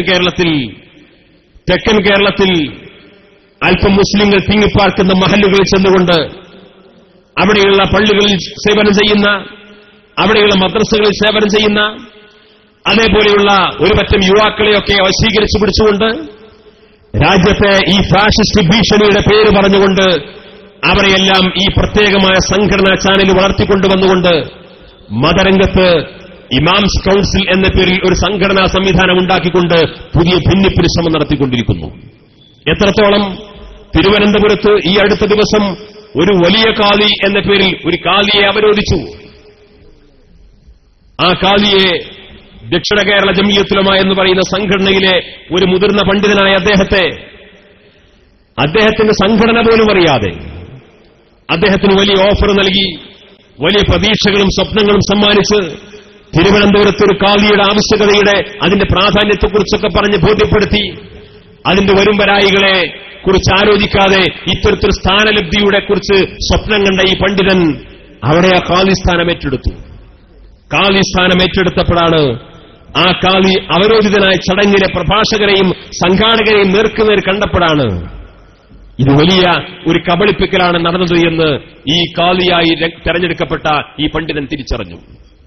കാളി പിറ്റേ ദിവസം രാജിച്ചു പോന്നു. ഇങ്ങനെ മുസ്ലിം സമൂഹത്തിനിടയിൽ ഭിന്നിപ്പുണ്ടാക്കാൻ ശ്രമിച്ചുകൊണ്ടിരിക്കുന്നു. അവിടെ സമസ്ത കേരള ഇസ്ലാം മത വിദ്യാഭ്യാസ ബോർഡിന്റെ മദ്രസകൾ പ്രവർത്തിക്കുന്നുണ്ട്. ദക്ഷിണ കേരള ജംഇയ്യത്തുൽ ഉലമയുടെ കീഴിലുള്ള വിദ്യാഭ്യാസ ബോർഡിന്റെ മദ്രസകൾ പ്രവർത്തിക്കുന്നുണ്ട്. മറ്റു മതസംഘടന മദ്രസകളൊക്കെ ഉണ്ട്. എന്നാൽ ആ മതസംഘടന മദ്രസകളൊക്കെ പ്രവർത്തിച്ചുകൊണ്ടിരിക്കുമ്പോൾ തന്നെ അത്തരം മദ്രസകളിൽ പോയി തൊഴിലെടുത്തുകൊണ്ട് ആ തൊഴിലെടുത്തുകൊണ്ടിരിക്കുന്ന അധ്യാപകരാൽ അവിടുത്തെ മദ്രസ കമ്മിറ്റിയെയും ഭാരവാഹികളെയും ഒക്കെ സ്വാധീനിച്ചുകൊണ്ട് ഇതിനേക്കാൾ നല്ല രീതിയിൽ അധ്യാപനം നടത്താവുന്ന സിലബസും മദ്രസ പാഠപുസ്തകങ്ങളും ഉണ്ട് എന്നതുകൊണ്ട് ഇന്ന് സാക്ഷാൽ ഇമാംസ് കൌൺസിലിന്റെ നേതൃത്വത്തിൽ, പോപ്പുലർ ഫ്രണ്ടിന്റെ നേതൃത്വത്തിൽ പുതിയ മദ്രസ സിലബസ് 1 മുതൽ 5ാം ക്ലാസ് വരെയുള്ള മതതലത്തിൽ, മതരംഗത്ത്, മഹല്ല് തലത്തിൽ പുതിയ ഭിന്നിപ്പിന് ശ്രമം നടത്തിക്കൊണ്ടിരിക്കുന്നു. മഹല്ല് കമ്മിറ്റി തെരഞ്ഞെടുപ്പിൽ വിഭാഗീയത ഉണ്ടാക്കിക്കൊണ്ടിരിക്കുന്നു. ഞാൻ പറഞ്ഞത് ഇവർ സമുദായത്തിന്റെ ഐക്യത്തിന് വേണ്ടി വന്ന ആളുകളാണ്. സമുദായത്തിന്റെ ശത്രുക്കളിൽ നിന്ന് സമുദായത്തെ സംരക്ഷിക്കാൻ വേണ്ടി വന്ന ആളുകളാണ്. അവരുടെ ക്ലാസുകളുടെ ശൈലി തന്നെ എന്തായിരുന്നു? ഇവിടെ സുന്നികൾക്ക് പള്ളി, മുജാഹിദുകൾക്ക് പള്ളി, ജമാഅത്തെ ഇസ്ലാമിക്ക് പള്ളി, തബ്ലീഗ് ജമാഅത്തിന് പള്ളി, കാന്തപുരത്തിന് പള്ളി, മുസ്ലിങ്ങൾക്ക് പള്ളിയില്ല. ഒക്കെ ഓരോ സംഘടനകളെ പള്ളിയാണ്. അള്ളാഹുവിന് വേണ്ടി ആരാധനാകർമ്മം നിർവഹിക്കുന്ന മുസ്ലിങ്ങൾക്ക് വേണ്ടി പള്ളിയില്ല. അങ്ങനൊരു പൊതു കാഴ്ചപ്പാട് ആവിഷ്കരിച്ച് വിഭാഗീയതകൾക്കതീതമായി, സംഘടനാപരമായ പക്ഷപാതിത്വങ്ങൾക്കതീതമായി ഒരുമിച്ച് നിൽക്കേണ്ടതിന്റെ ആവശ്യകതയെക്കുറിച്ചും ഇന്ന് സമുദായം ഐക്യപ്പെടേണ്ടതിന്റെ ആവശ്യത്തെക്കുറിച്ചുമൊക്കെ ആകർഷകമായി സംസാരിച്ചുകൊണ്ട് ചെറുപ്പക്കാർക്കിടയിൽ, മതസംഘടനകൾക്കിടയിൽ നടക്കുന്ന ആശയപരമായ അഭിപ്രായ വ്യത്യാസത്തെ പോലും സംഘടനാ പകപോക്കലുകളായി ചിത്രീകരിച്ചുകൊണ്ട് ആ സംഘടനാപരമായ സംവാദങ്ങളെയും ആദർശപരമായ പോരാട്ടങ്ങളെയും ചെറുതാക്കി കാണിച്ചുകൊണ്ട് അടിസ്ഥാനപരമായി പരിശുദ്ധ ഇസ്ലാമിനെ ദീനിന്റെ പ്രമാണങ്ങൾക്ക് വിധേയമായി ഈ സമൂഹത്തിന് സമർപ്പിച്ചുകൊണ്ടിരിക്കുന്ന സാത്വികരായ പണ്ഡിതന്മാരെ പോലും ഇകഴ്ത്തി കാണിച്ചുകൊണ്ട് പുതിയ ഒരു സംവിധാനത്തിന് നേതൃത്വം കൊടുക്കാനും അതിന്റെ മറവിൽ മഹല്ല് തലങ്ങളിൽ ഭിന്നിപ്പുണ്ടാക്കാനും ശ്രമം നടന്നുകൊണ്ടിരിക്കുന്നു. ഇതൊക്കെ ശത്രുവിന്റെ ആഗ്രഹങ്ങളും അഭിലാഷങ്ങളുമാണ്. മുസ്ലിം സമുദായം പൊതുവായി ആഗ്രഹിക്കുന്ന കാര്യമല്ല. ഇതൊക്കെ ശത്രുക്കൾ ആഗ്രഹിക്കുന്ന സംഗതിയാണ്. മുസ്ലിം സമൂഹത്തിൽ ഭിന്നിപ്പുണ്ടാവണം, അവരുടെ മഹല്ലുകളിൽ ഭിന്നിപ്പുണ്ടാവണം. തെരഞ്ഞെടുപ്പ് വരുമ്പോ അവരുടെ സമുദായത്തിൽ തന്നെ പുതിയ പുതിയ രാഷ്ട്രീയ കക്ഷികൾ ഉണ്ടാവണം. അവരുടെ സമുദായം തന്നെ വ്യത്യസ്ത രാഷ്ട്രീയ കക്ഷികളായിട്ട് പരസ്പരം മത്സരിച്ച് പോരടിക്കണം. ഇടയിലൂടെ ഏത് ന്യൂനപക്ഷമാണെങ്കിൽ പോലും ആ ചെറിയ മുസ്ലിം വിരുദ്ധ അല്ലെങ്കിൽ ഫാഷിസ്റ്റ് അനുകൂല രാഷ്ട്രീയ പാർട്ടികൾക്ക് കടന്നുവരാൻ ആവശ്യമായിട്ടുള്ള സ്പേസ് ഉണ്ടാക്കിക്കൊടുക്കുക എന്ന ദൌത്യമാണ് ഈ പുതിയ രാഷ്ട്രീയ അവതാരങ്ങൾ നിർവഹിച്ചുകൊണ്ടിരിക്കുന്നത് എന്ന് തിരിച്ചറിയാൻ നമുക്ക് സാധിക്കണം. ഇതെല്ലാം ഇത്തരത്തിലുള്ള അജണ്ടകൾ മുസ്ലിം സമൂഹത്തിലേക്ക് ഇട്ടുകൊടുത്തുകൊണ്ടിരിക്കുന്ന ആളുകളുടെ എന്താണ് യഥാർത്ഥ ആഗ്രഹമെന്ന് തിരിച്ചറിയപ്പെടാതെ പോയതിന്റെ പ്രതിഫലനമാണ് നമ്മൾ ഇന്ന് കണ്ടുകൊണ്ടിരിക്കുന്നത്. ഇക്കഴിഞ്ഞ ദിവസം നമ്മുടെ നാട്ടിൽ നടന്നിട്ടുള്ള ഒരു ഫേസ്ബുക്ക് പോസ്റ്റും അതേപോലെ ഫറൂഖ് കോളേജിലെ ഒരു അധ്യാപകന്റെ നിർദ്ദേശവുമായി ബന്ധപ്പെട്ടുകൊണ്ടൊക്കെ മീഡിയകൾ ഉണ്ടാക്കിക്കൊണ്ടിരിക്കുന്ന വലിയ വലിയ കോലാഹലങ്ങൾ, ഇത് പറയുന്ന കേൾക്കുമ്പോൾ തോറും എന്തൊക്കെയോ ഫറൂഖ് കോളേജിൽ നടന്നുകൊണ്ടിരിക്കുന്നു. ഫറൂഖ് കോളേജിൽ നടന്നുകൊണ്ടിരിക്കുന്ന എല്ലാ കാര്യങ്ങളെയും നമ്മൾ അനുകൂലിക്കുന്നില്ല. പക്ഷേ ഈ പുതിയ വിവാദത്തിന്റെ പിന്നിലെ പശ്ചാത്തലം എന്തായിരുന്നു? ഒരു ദിവസം അധ്യാപകൻ ക്ലാസ്സിൽ ചെല്ലുന്നു. അധ്യാപകൻ ക്ലാസ്സിൽ ചെല്ലുമ്പോ അവിടെയുള്ള മുൻബെഞ്ചുകളിൽ ആൺകുട്ടികളും പെൺകുട്ടികളും ഇടകലർന്നിരിക്കുന്നത് ഒരു അധ്യാപകൻ കാണുന്നു. അക്കാലം അത്രയും ആ ക്ലാസ് റൂമുകളിൽ അങ്ങനൊരു കാഴ്ച കാണാത്ത അധ്യാപകൻ പറഞ്ഞു, ഇങ്ങനെ ഇവിടെ ഇരിക്കാൻ പാടില്ല. ഇവിടെ ആൺകുട്ടികളും പെൺകുട്ടികളും പ്രത്യേകം റോ അനുസരിച്ചിട്ടിരുന്നാൽ മതി, അല്ലാതെ ഈ ഇടകലർന്നിരിക്കുന്ന സിസ്റ്റം വേണ്ട. അധ്യാപകൻ പറഞ്ഞത് ഇഷ്ടപ്പെടാൻ പ്രതിഷേധിച്ച് പുറത്തിറങ്ങി പോകുന്നത് പോലെ ഒരു പറ്റം വിദ്യാർത്ഥികൾ ഇറങ്ങിപ്പോയി. അപ്പൊ സാധാരണ കോളേജുകളിലൊക്കെ അങ്ങനെ ഉണ്ടാവും. നമ്മൾ സാധാരണ സ്കൂൾ ക്ലാസ്സിലെ പോലെയൊന്നുമില്ല. അധ്യാപകൻ ക്ലാസ്സിൽ ചെല്ലുമ്പോൾ തന്നെ പറയും, ചില കുട്ടികൾ പറയും, ഞാൻ ഈ അവർ ഇരിക്കണില്ല, ഞാൻ പോവാണ്. അങ്ങനെ പറഞ്ഞു പോകും. ക്ലാസ്സിൽ ഇരിക്കണില്ല എന്ന് പറഞ്ഞാൽ ഇറങ്ങിപ്പോവും. അവൻ അടുത്ത അവറിൽ കയറി വരും. അപ്പൊ കോളേജിൽ അതൊക്കെ ഒരു രീതിയാണ്. അപ്പൊ അതേപോലെ ഈ പറഞ്ഞത് ഇഷ്ടപ്പെട്ടില്ല എന്ന് വിചാരിച്ച് ഇറങ്ങിപ്പോയതാവാം എന്ന് കരുതി അധ്യാപകൻ ബാക്കിയുള്ള കുട്ടികൾ ക്ലാസ്സൊക്കെ എടുത്ത് പുറത്തിറങ്ങി ഒരു അരമണിക്കൂർ കഴിഞ്ഞപ്പോ കോഴിക്കോട്ടെ മുഴുവൻ ചാനലുകളും അവിടെ വരിവരിയായിട്ട് ഇങ്ങനെ നിൽക്കുകയാണ്. മുൻകൂട്ടി ആസൂത്രണം ചെയ്തൊരു പദ്ധതിയാണ്. ഒരു മുസ്ലിം മാനേജ്മെന്റിന് കീഴിൽ മഹാഭൂരിപക്ഷം മുസ്ലിങ്ങൾ പഠനം നടത്തുന്ന, അതും 75-80% പെൺകുട്ടികൾ പഠനം നടത്തുന്ന, ആ പെൺകുട്ടികൾ തന്നെ മഹാഭൂരിപക്ഷവും മുസ്ലിം പെൺകുട്ടികൾ പഠനം നടത്തുന്ന, അവിടെ പെൺകുട്ടികൾക്ക് അവകാശങ്ങൾ നിഷേധിക്കുകയാണ്. അവിടെ പെൺകുട്ടികളോട് പരുഷമായി സംസാരിച്ചുകൊണ്ടിരിക്കുന്നു. അവിടെ സ്ത്രീയുടെ ആ സ്വാതന്ത്ര്യമൊന്നും അവിടെ വകവെച്ചു കൊടുക്കുന്നില്ല. അതൊരു സ്ത്രീ വിരുദ്ധ കലാലയമാണ്.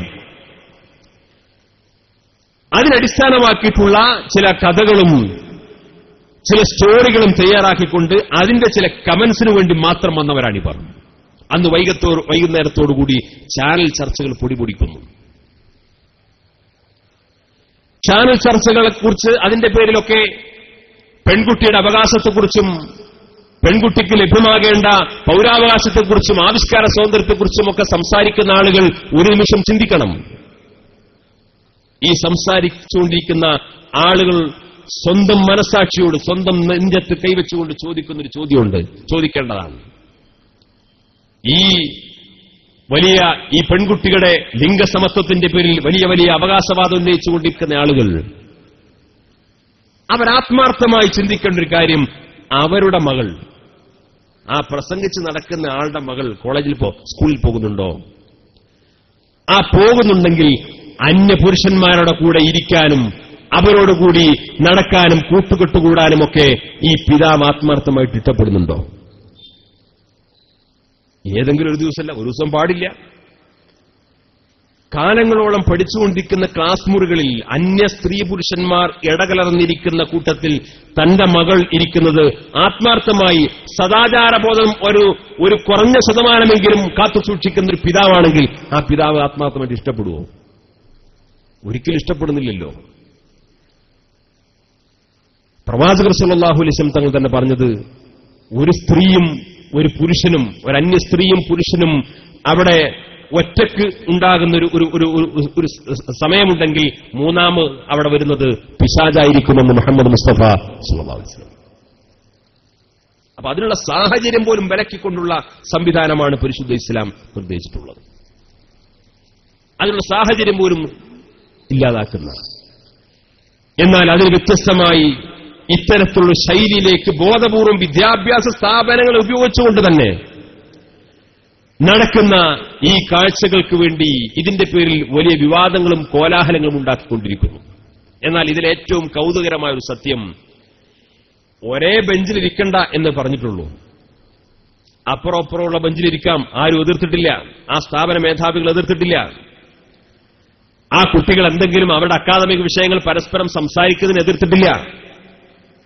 അങ്ങനെ അവരുടെ ധാർമ്മികതയും സദാചാരബോധവും കാത്തുസൂക്ഷിച്ചുകൊണ്ടുള്ള സ്വാതന്ത്ര്യമൊക്കെ നൽകിക്കൊണ്ടുള്ള ഒരു ക്യാമ്പസ് സംവിധാനമാണ് അവിടെയുള്ളത്, അവിടെയല്ല പൊതുവെ ഉള്ളത്.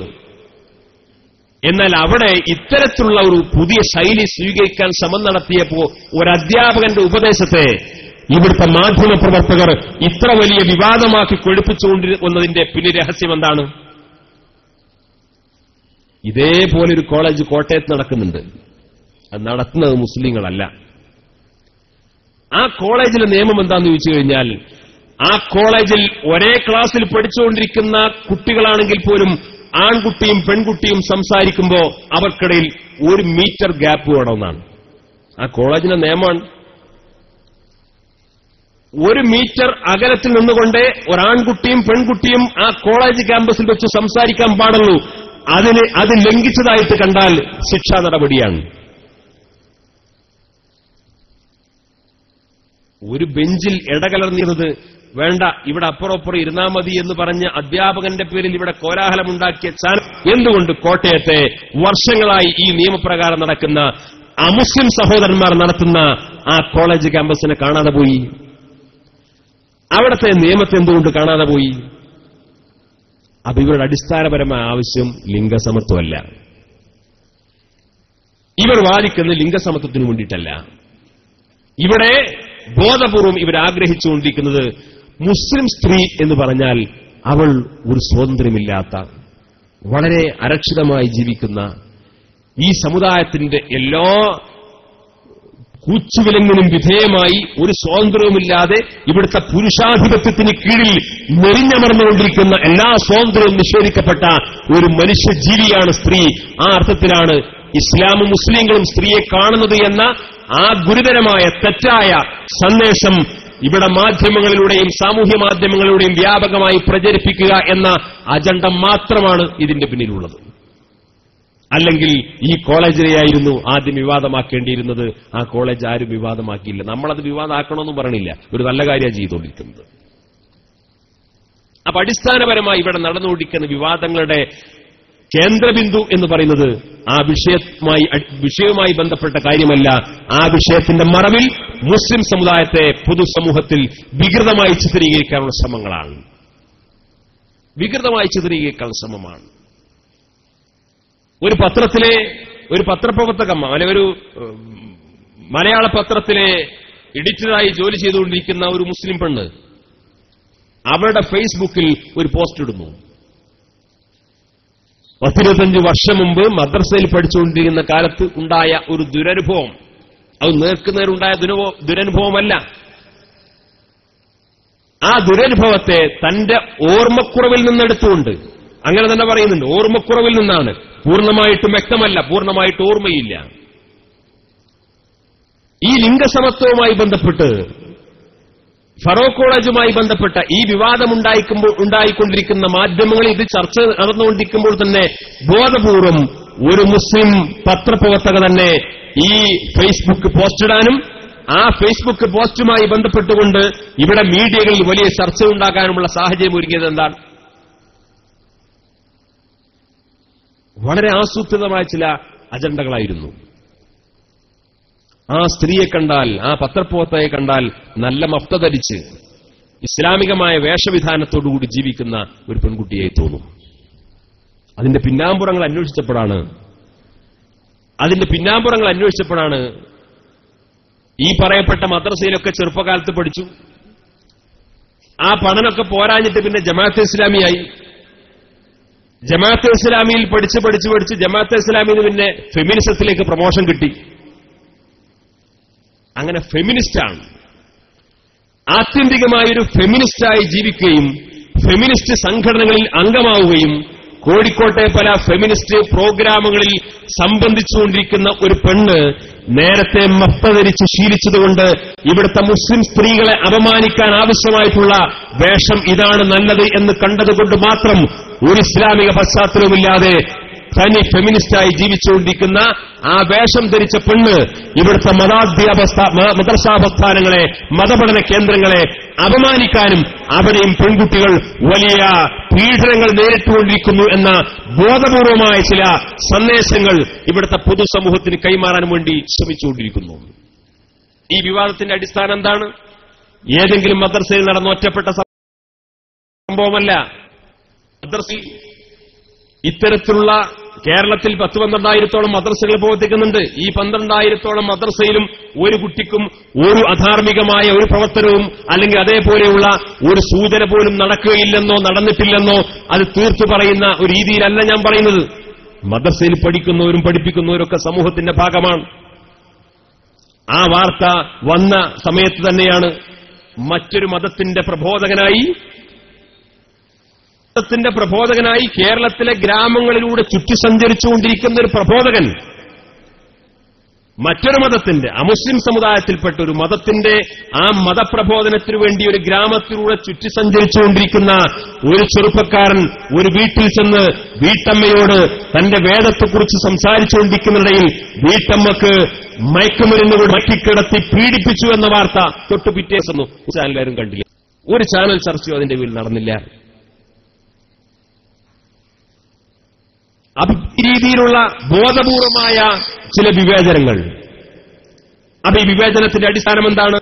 അത് പീഡനത്തിനെതിരെയുള്ള വിവേചനമല്ല, അവകാശത്തിന് വേണ്ടിയിട്ടുള്ള വിവേചനമല്ല, ബോധപൂർവമായി ഒരു ചെറുതാക്കി കാണിക്കാൻ ഇങ്ങനെ മാധ്യമങ്ങൾ സ്വന്തമായി അജണ്ടകൾ തയ്യാറാക്കി അജണ്ടകൾക്ക് പിറകെ സംഘടനകളെ സഞ്ചരിപ്പിക്കാൻ ആവശ്യമായ ചില ദൌത്യ നിർവഹണവുമായി മുന്നോട്ട് വരുമ്പോൾ നമ്മൾ തിരിച്ചറിയേണ്ടത് നാം ഇത്തരം മറ്റുള്ളവർ തയ്യാറാക്കേണ്ട അജണ്ടകൾക്ക് പിന്നാലെ പോകേണ്ടവരല്ല. നേരെ മറിച്ച് നാം സ്വയം തയ്യാറാക്കിയിട്ടുള്ള അജണ്ടകൾ, നമ്മുടെ നേതൃത്വം കൽപ്പിക്കപ്പെടുന്ന ഉത്തരവാദിത്വങ്ങൾ, ആ ഉത്തരവാദിത്വങ്ങൾക്ക് മുന്നോട്ട് പോകാൻ ആവശ്യമായിട്ടുള്ള ശ്രമങ്ങളാണ് നമ്മൾ നടത്തേണ്ടത്.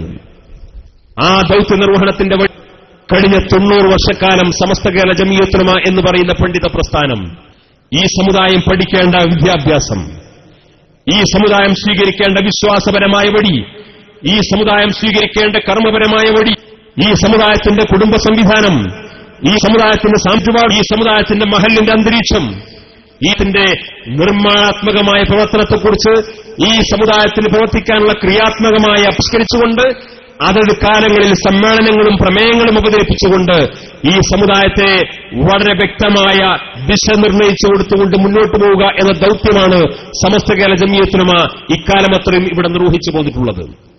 സംഘബോധത്തെയും ആ സംഘടനയെയും തകർക്കാനുള്ള ബോധപൂർവമായ ശ്രമങ്ങൾ ഇന്ന് നടന്നുകൊണ്ടിരിക്കുന്നു. ഇത് വളരെ കരുതലോടുകൂടി നമ്മൾ കണ്ടുകൊണ്ടിരിക്കുന്നു. സമസ്ത കേരള ജംഇയ്യത്തുൽ ഉലമ ഇവിടെ നിന്ന് ചോദ്യത്തിനുത്തരം ആയിരക്കണക്കിന് പള്ളികളും മദ്രസകളും ദർസുകളും അറബി കോളേജുകളും യതീംഖാനകളും ഞങ്ങൾ സംരക്ഷിച്ചുകൊണ്ട് മുന്നോട്ട് പോകുന്നു എന്ന അവകാശവാദം ആദ്യക്കളപ്പുറം ആ ദൌത്യം നിർവഹിക്കണമെന്ന ഒരു സമൂഹത്തെയല്ല, തലമുറകൾ മാറി വന്നപ്പോഴും അവരിൽ ആ ബോധം നിലനിർത്താൻ സാധിച്ചു എന്ന വലിയ ദൌത്യമാണ് സമസ്ത ഇവിടെ നിർവഹിച്ചത്. കേരളത്തിലെ മുസ്ലിം ഉമ്മത്തിൽ ഈമാനിന് കാവൽ നിൽക്കുക എന്ന പരമപ്രധാനമായ ദൌത്യം. ഈ ദൌത്യ നിർവഹണത്തിന്റെ പാതയിൽ സമസ്തയോളമെത്താൻ കേരളത്തിലെ മറ്റൊരു മതസംഘടനകൾക്കും സാധിച്ചിട്ടില്ല എന്നത് സംഘടനാപരമായ ഒരു അവകാശവാദമല്ല, ചരിത്രപരമായ വസ്തുതയാണ്. ആ ജംഇയ്യത്തുൽ ഉലമ 1924 രൂപമുണ്ട്. ഇന്ന് 2015 വാർഷികം ആഘോഷിക്കാൻ വേണ്ടി അതിന്റെ അതോടുകൂടി അതിന്റെ പ്രവർത്തകർ രംഗത്ത് വന്നുകൊണ്ടിരിക്കുന്ന ഈ നിമിഷം വരെ അള്ളാഹുവിന്റെ പരിശുദ്ധ ദീനുമായി ബന്ധപ്പെട്ടുകൊണ്ട് സമസ്ത കേരള ജംഇയ്യത്തുൽ ഉലമ മുസ്ലിം ഉമ്മത്തിനോട് പറഞ്ഞ ഒരു കാര്യം പിൽക്കാലത്ത് മാറ്റി പറഞ്ഞു. സമസ്തക്കാർ ആ ഫത്വ പിൻവലു, അവർ ആ പ്രസ്താവന പിൻവലിച്ചു എന്ന് എതിരാളികൾക്ക് പോലും പറയാൻ അവസരമുണ്ടാകാത്ത വിധം ദീനിന്റെ പ്രമാണങ്ങൾക്ക് വിധേയി ഈ ഉമ്മത്തിനെ മുന്നോട്ട് വഴിക്കാൻ സമസ്ത കേരള ജംഇയ്യത്തുൽ ഉലമക്ക് സാധിച്ചെങ്കിൽ സമസ്ത കേരള ജംഇയ്യത്തുൽ ഉലമ എല്ലാ കേരളത്തിലെ ഏത് മതസംഘടനകളെയും നിങ്ങൾക്ക് പരിശോധിക്കാം. ഏത് മതസംഘടനകളുമെന്ന് ഞാൻ ബോധപൂർവ്വം ഉപയോഗിക്കുന്ന വാചകമാണ്. ആ മതസംഘടനകളെല്ലാം മതത്തിന്റെ പേരിൽ രംഗത്ത് വന്ന് അവരുടെ രൂപീകരണ ലക്ഷ്യവും ആദർശവുമായി സമൂഹത്തിന് മുമ്പിൽ പറഞ്ഞ കാര്യങ്ങളൊക്കെ പിൽക്കാലത്ത് മാറ്റിപ്പറഞ്ഞു എന്ന് മാത്രമല്ല, പലപ്പോഴും അത് നേരെ വ്യത്യസ്തവും വൈരുദ്ധ്യവുമായ ആശയങ്ങളും നിലപാടുകളും സ്വീകരിക്കേണ്ട ഘട്ടത്തെയാണ് ഈ വിഭാഗമെല്ലാം എത്തിച്ചേർന്നത്. എന്താണ് കാരണം? അവരെല്ലാം സ്വന്തം സംഘടനാ താൽപര്യങ്ങൾക്ക് വേണ്ടി, അണികളുടെ സുരക്ഷിതത്തിനു വേണ്ടി, തങ്ങളുടെ കാലിനടിയിൽ നിന്നും മണ്ണുകൾ ഒഴിപ്പോകാതിരിക്കാൻ വേണ്ടി, ആ സംഘടനാപരമായ നിലനിൽപ്പിനു വേണ്ടി, അവർ ആശയപരമായ നിരന്തരമായ വ്യതിയാനങ്ങൾക്ക് വേണ്ടി അവർ മുന്നോട്ട് പോയി എന്നതിന്റെ ഫലമാണ് ഇന്ന് ആ മതസംഘടനകളിലെല്ലാം കണ്ടുകൊണ്ടിരിക്കുന്ന ആശയപാപ്പരത്വത്തിന്റെ ഏറ്റവും പുതിയ വർത്തമാന ഉദാഹരണങ്ങൾ. ആ വ്യതിയില്ലാത്ത ഒരു മതസംഘടനയും ഇന്ന് കേരളത്തിലില്ല. ഞാൻ ഓരോന്നോരോന്ന് വിശദീകരിക്കുന്നില്ല, അബ്ദുൽ ഹമീദ് ഫൈസി ഇവിടെ സൂചിപ്പിച്ചിട്ടുണ്ടാവും. അവസാനം സമസ്ത കേരള ജംഇയ്യത്തുൽ ഉലമക്ക് മഹാനായ കണ്ണീർ, മഹാനായ ശംസുൽ ഉലമക്കും തീവ്രത പോരാ എന്ന് ആരോപണം ഉന്നയിച്ചുകൊണ്ട് നിന്നുകൊണ്ട് സമാന്തര സംഘടനകൾ അവര് പോലും ഇപ്പൊന്ന് ആരാണ് ഏറ്റവും വലിയ വഹാബി ചർച്ച ചെയ്തുകൊണ്ടിരിക്കുകയാണ്. അകത്തുള്ള വഹാബിനെ കുറിച്ച് ചർച്ചയാണ്. അകത്ത് വഹാബി ആശയം പ്രചരിപ്പിച്ചുകൊണ്ടിരിക്കുന്നു എന്ന വിവാദം നടന്നുകൊണ്ടിരുന്നു, വിശദീകരണ പ്രഭാഷണം നടന്നുകൊണ്ടിരിക്കുന്നു, അതിന്റെ പേരിൽ അങ്ങോട്ടും ഇങ്ങോട്ടും തർക്കം നടന്നുകൊണ്ടിരിക്കുന്നു. എന്താണിതിന്റെ കാരണം? ദീനിന്റെ പ്രമാണങ്ങൾക്ക് വിധേയമായി മാത്രം ഉമ്മത്തിനോട് സംസാരിക്കുന്നതിൽ നിന്ന് വ്യത്യാസമായി സംഘടനാ താൽപര്യങ്ങൾക്ക് വേണ്ടി, അവരുടെ താൽക്കാലികമായ ലാഭങ്ങൾക്ക് വേണ്ടി പോലെ ചില അഡ്ജസ്റ്റ്മെന്റുകൾക്ക് വിധേയമായി മുന്നോട്ട് പോയി. സമസ്തയുടെ ചരിത്രത്തിൽ അങ്ങനെയൊന്നും കാണാൻ സാധിക്കില്ല. വാസ്തവയാണ് ഇന്നും സമസ്ത കേരള ജംഇയ്യത്തുൽ ഉലമക്ക് കേരളീയ മുസ്ലിം സമൂഹത്തിനിടയിൽ ഈ ഇത്രയും വലിയ സ്വീകാര്യതയും ആകാൻ സാധിച്ചത്. ആ സമസ്ത കേരള ജംഇയ്യത്തുൽ ഉലമക്ക് കീഴിൽ ഒട്ടേറെ സംഘടനകൾ, ആ പോഷക സംഘടനകളിലെല്ലാം പലപ്പോഴും ഒരു പടി മുന്നിൽ എന്ന് വേണമെങ്കിൽ പറയാം, ഒരു പുതിയ ചെറുപ്പക്കാരന്റെയും വിദ്യാർത്ഥിയുടെയും എന്നാൽ ധാർമ്മികമായ അന്തരീക്ഷത്തിൽ നിലനിർത്തിക്കൊണ്ട് വ്യക്തമായ ചില നയപരിപാടികളും കാഴ്ചപ്പാടോടുകൂടി സമസ്ത കേരള ജംഇയ്യത്തുൽ ഉലമ 1989 രൂപം കൊടുത്ത സമസ്ത കേരള സുന്നി വിദ്യാർത്ഥി പ്രസ്ഥാനം ഇന്നത് അതിന്റെ ശ്രീയാഘോഷ പൊലിമയിൽ എല്ലാ അർത്ഥത്തിലും ആയിരക്കണക്കിന് ശാഖകളിൽ വലിയ ശാക്തീകരണ പ്രവർത്തനം നടത്തി, അതിന്റെ മെമ്പർഷിപ്പ് ക്യാമ്പയിന്റെ പ്രവർത്തനങ്ങൾ പൂർത്തീകരിച്ച് വളരാസോടുകൂടി ഒരുപാട് കർമ്മപദ്ധതികൾ ആവിഷ്കരിച്ചുകൊണ്ട് മുന്നോട്ട് പോകാൻ സജ്ജമായിട്ട് മുന്നോട്ട് വരുന്ന ഒരു കാഴ്ചയാണ് നമ്മൾ കണ്ടിട്ടുള്ളത്. ഞാൻ പറഞ്ഞു വരുന്ന കാര്യം, ഈ രീതിയിൽ കേരളത്തിലെ മുസ്ലിം സമൂഹത്തിന്റെ വർത്തമാനകാലത്തെ ചിത്രവും ചരിത്രവും മനസ്സിലാക്കിക്കൊണ്ട് എന്ത് നിലപാടുകൾ സ്വീകരിക്കണമെന്നൊക്കെ അതിന് കൃത്യത നിർണയിച്ചുകൊണ്ട് ഈ സമൂഹത്തെ വഴിയാൻ ആവശ്യമായിട്ടുള്ള ദൌത്യമാണ് സമസ്ത കേരള ജംഇയ്യത്ത് അതിന്റെ പോഷക സംഘടനകളും നിർവഹിച്ചുകൊണ്ടിരിക്കുന്നത്. ഈ ജനുവരി 26 നടക്കുന്ന മനുഷ്യജാലികയുടെ വലിയ സന്ദേശം അത് തന്നെയാണ്. തുടങ്ങുന്ന കാലത്ത് മുസ്ലിം സമൂഹത്തിനകത്ത് ഞാൻ നേരത്തെ സൂചിപ്പിച്ചതുപോലെ രൂപപ്പെട്ടു വന്നുകൊണ്ടിരിക്കുന്ന ഈ പ്രവണതകൾക്കെതിരെ ശക്തമായ മുന്നറിയിപ്പ് നൽകാനും ആ തീവ്രവാദ പ്രവണതകളെ ചൂണ്ടിയിട്ട് ഇവരെല്ലാം മുസ്ലിങ്ങളാണ്, മുസ്ലിം തീവ്രവാദികൾ, മുസ്ലിം ഭീകരവാദികളാണ്, ഇതെല്ലാം മുസ്ലിം പക്ഷ തീവ്രവാദിയാണെന്ന് തെറ്റിദ്ധരിപ്പിച്ചുകൊണ്ട് അവരെ ചൂണ്ടിയിട്ട് ഇവിടെ ഹൈന്ദവ സമൂഹത്തിനിടയിൽ വർഗീയ ഫാഷിസം വളർത്താനാവശ്യമായിട്ടുള്ള ശ്രമം നടന്നപ്പോ ഇതിന് രണ്ടിനെ പോലെ വ്യക്തമായി എതിർത്തുകൊണ്ട് രാജ്യത്തിന്റെ ഭരണഘടനാപരമായ ആ അസ്തിത്വവും വ്യക്തിത്വവും കമ്പനികൾക്കാണ് മനുഷ്യജാലികയുടെ സംഘടന രൂപം നൽകിയത്. ജാലിയ എത്രത്തോളം ഇവിടുത്തെ പൊതുസമൂഹത്തെയും ഇവിടുത്തെ രാഷ്ട്രീയ പാർട്ടികളെയും സ്വാധീനിച്ചു എന്ന് ചോദിച്ചു കഴിഞ്ഞാൽ ഞാൻ പറയുന്നില്ല, നമ്മുടെ സംഘം പറയുന്നില്ല. കഴിഞ്ഞ നിയമസഭാ തെരഞ്ഞെടുപ്പ് കഴിഞ്ഞപ്പോ മാതൃഭൂമി ദിനപത്രത്തിൽ ന്യൂഡൽഹിയിലെ പൊളിറ്റിക്കൽ ഇസ്ലാമിയ യൂണിവേഴ്സിറ്റിയിൽ സേവനം ചെയ്തുകൊണ്ടിരിക്കുന്ന കേരളത്തിലെ പ്രമുഖനായ ഒരു മലയാള ഭാഷാ വിദഗ്ധന്റെ മകനായി അവിടെ സേവനം ചെയ്തുകൊണ്ടിരിക്കുന്ന പൊളിറ്റിക്കൽ സയൻസിലെ ഒരു പ്രൊഫസർ മാതൃഭൂമി ദിനപത്രത്തിൽ ലേഖനമെഴുതി കേരളത്തിലെ മുസ്ലിം സമൂഹത്തെ രൂപപ്പെടുത്തിക്കൊണ്ടുവരാൻ വേണ്ടി ശ്രമിച്ച ബാബരി മസ്ജിദ് തകർച്ചയുടെ പശ്ചാത്തലത്തിൽ രൂപപ്പെടുത്തിക്കൊണ്ടുവരാൻ വേണ്ടി ശ്രമിച്ചിട്ടുള്ള മുസ്ലിം പക്ഷ തീവ്രവാദത്തെ ഒരു പേരെ അമർച്ച ചെയ്യാൻ അത് അപകടകരമാണെന്ന് സമുദായത്തിനിടയിൽ അവബോധമുണ്ടാക്കാനും കേസ് ആവിഷ്കരിച്ചിട്ടുള്ള മനുഷ്യജാലിയെ കൊണ്ട് സാധിച്ചു. അത് ഈ തെരഞ്ഞെടുപ്പിൽ പ്രതിഫലിച്ചിട്ടുണ്ട്. അതുകൊണ്ടാണ് ഇത്തരത്തിലുള്ള തീവ്രവാദ കക്ഷികൾക്ക് അവരനുകൂലർക്ക് വോട്ടുകൾ ഒഴുകുന്നതിന്റെ രഹസ്യം അതാണെന്ന് കഴിഞ്ഞ തെരഞ്ഞെടുപ്പിന് ശേഷം ഏതെങ്കിലും രാഷ്ട്രീയ നേതാവ് എഴുതിയതല്ല, ഏതെങ്കിലും കേരളത്തിൽ ഉത്തരവാദപ്പെട്ട മതസംഘടനാ നേതാക്കൾ എഴുതിയതല്ല, സമസ്ത കേരള ജംഇയ്യത്തുലമയുടെ നേതാക്കളോ പ്രശ്നമോ എഴുതിയതല്ല.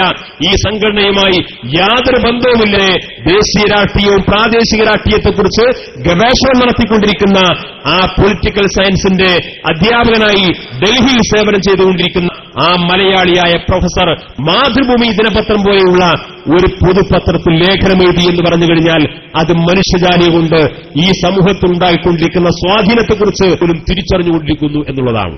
ഇതൊരു അഹങ്കാരത്തിന്റെ വർത്തമാനമല്ല, അവർ പോലും അത് നിരീക്ഷിച്ചുകൊണ്ടിരിക്കുന്നു എന്ന് ഞാൻ നിങ്ങളുമായി പങ്കുവച്ചതാണ്.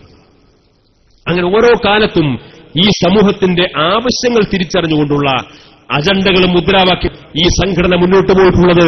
അതുകൊണ്ട് തന്നെ ഈ സംഘടനയുടെ മുദ്രാവാക്യങ്ങളെ, ഈ സംഘടനയുടെ പ്രധാനപ്പെട്ട പ്രവർത്തന പദ്ധതികളെ ഏറ്റെടുക്കാൻ മുസ്ലിം സമൂഹം മുന്നോട്ട് ചാരിതാർത്ഥ്യജനകമായ ചരിത്രമാണ് ഈ പ്രസ്ഥാനത്തിനുള്ളത്. ഇപ്പോൾ സംഘടനോപത്തിന്റെ വഴിയിലാണ്. അതുകൂടി പറഞ്ഞ് ഞാൻ അവസാനിപ്പിക്കാം.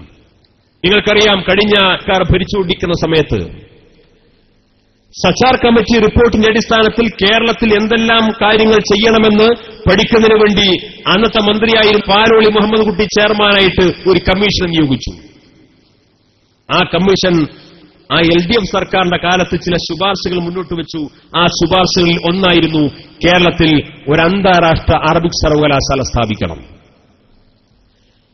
അത് ശുപാർശയിൽ ഒതുങ്ങി. ബാക്കി അതിന്റെ ഫോളോ അപ്പ് ഒന്നും ആ സർക്കാർ നടത്തിയില്ല. അതിനുശേഷം നിയമസഭാ തെരഞ്ഞെടുപ്പ് വരുന്നു. നിയമസഭാ തെരഞ്ഞെടുപ്പിൽ UDFന്റെ പ്രകടന പത്രികയിൽ പറഞ്ഞു, ഈ ഗവൺമെന്റ് അധികാരത്തിൽ വന്നാൽ ഇവിടെ ഒരു രാഷ്ട്ര അറബിക് സർവകലാശാല സ്ഥാപിക്കും. കേരളത്തിന്റെ വികസന ചരിത്രത്തിൽ, കേരളത്തിന്റെ രാഷ്ട്രീയ ചരിത്രത്തിൽ LDFും UDF എന്ന ഒരു അജണ്ട ഇത് മാത്രമാണ്. മറ്റ് UDF എന്തെങ്കിലും കൊണ്ടുവന്നാൽ അപ്പൊ അച്യുതാനന്ദൻ അവിടെ നിന്നിട്ട് ഒരടിയടിക്കും. ഇടതുപക്ഷം എന്തെങ്കിലും കൊണ്ടുവന്നാൽ ഇപ്പുറത്തുനിന്ന് UDFന്റെ ഭാഗത്തുനിന്ന് അടി. എന്തെങ്കിലുമൊക്കെ പറഞ്ഞിട്ട് അതിൽ എന്തെങ്കിലും ന്യൂനതകളൊക്കെ പറഞ്ഞ് എന്തെങ്കിലും സാങ്കേതികത്വം പറഞ്ഞ് രാഷ്ട്രീയ വിവാദമുണ്ടാക്കി ആ വികസനങ്ങളെ തല്ലിക്കെടുത്താനാണ് നമ്മുടെ കേരളത്തിലെ സങ്കുചിത രാഷ്ട്രീയ ശൈലി. അതിനാണ് പ്രേരിപ്പിക്കാറുള്ളത്. പക്ഷെ യാദൃശ്ചികമായി ആയിരിക്കാം അറബിക് സർവകലാശാല എന്ന കൺസെപ്റ്റ് കൊണ്ടുവന്നത് സച്ചാർ കമ്മിറ്റിയുടെ അടിസ്ഥാനത്തിൽ LDF ഗവൺമെന്റാണ്. ഞങ്ങൾ അധികാരത്തിൽ വന്നാൽ ആ സർവകലാശാല സ്ഥാപിക്കുമെന്ന് പറഞ്ഞത് UDF ഗവൺമെന്റാണ്. UDF ഗവൺമെന്റ് അറബിക് സർവകലാശാലയായിട്ട് മുന്നോട്ട് പോയാൽ LDF അല്ലെങ്കിൽ ഇടതുപക്ഷ പാർട്ടികൾക്ക് അടിസ്ഥാനപരമായി എതിർക്കാൻ പറ്റൂല. പ്രതിപക്ഷം പോലും അനുകൂലിക്കുന്ന തത്വത്തിൽ വിഷയമാണ് അറബിക് സർവകലാശാല. ഈ അറബിക് സർവകലാശാലമായ പഠന റിപ്പോർട്ട് തയ്യാറാക്കാൻ വേണ്ടി ഹയർ എഡ്യൂക്കേഷൻ കൌൺസിലിന്റെ ചെയർമാൻ ഉൾപ്പെടെയുള്ള ഒരു സമിതിയെ ഈ UDF ഗവൺമെന്റ് നിയോഗിച്ചു. ഈ സർവകലാശാല നടപടിക്രമങ്ങളുമായിട്ട് മുന്നോട്ട് പോയി. അതിനിടയിലാണ് സ്വാഭാവികമായും ഗവൺമെന്റ് മുമ്പിൽ ഒരു പ്രോജക്ട് ആ പ്രോജക്ടിന്റെ നടപ്പാക്കലുമായി ബന്ധപ്പെട്ട് അത് ഇംപ്ലിമെന്റ് ചെയ്യുന്നതുമായി ബന്ധപ്പെട്ടുകൊണ്ട് ഏതെല്ലാം വകുപ്പുകളുമായി ബന്ധപ്പെട്ട റിപ്പോർട്ടുകൾ ശേഖരിക്കണമോ ആ വകുപ്പുകളിലെല്ലാം ഇങ്ങനെ ചുറ്റിക്കറങ്ങി നടക്കുന്നതിനിടയിൽ മുഖ്യമന്ത്രിയുടെ കയ്യിൽ പോലും ഈ ഫയൽ, ആ ഫയലിന്റെ പുറത്ത് നമ്മുടെ ചീഫ് സെക്രട്ടറി ഒരു കുറിപ്പ് എഴുതി വെച്ചു. ഈ അറബിക് സർവകലാശാല കേരളത്തിൽ സ്ഥാപിച്ചാൽ ഇവിടെ സൗഹാർദ്ദമൊക്കെ തകർന്ന് അടിച്ചു പിരിച്ചു പോവാണ്. രണ്ടാമത്, ഇവിടുത്തെ ധനകാര്യ വകുപ്പുമായി ബന്ധം വലിയ സാമ്പത്തിക ധനക്കമ്മി അനുഭവപ്പെടുന്ന നമ്മുടെ രാജ്യത്ത് ഇങ്ങനെ അറബിക് സർവകലാശാല സ്ഥാപിക്കാൻ ആവശ്യമായിട്ടുള്ള കാശുമില്ല. മൂന്നാമത് എഴുതി വെച്ചു,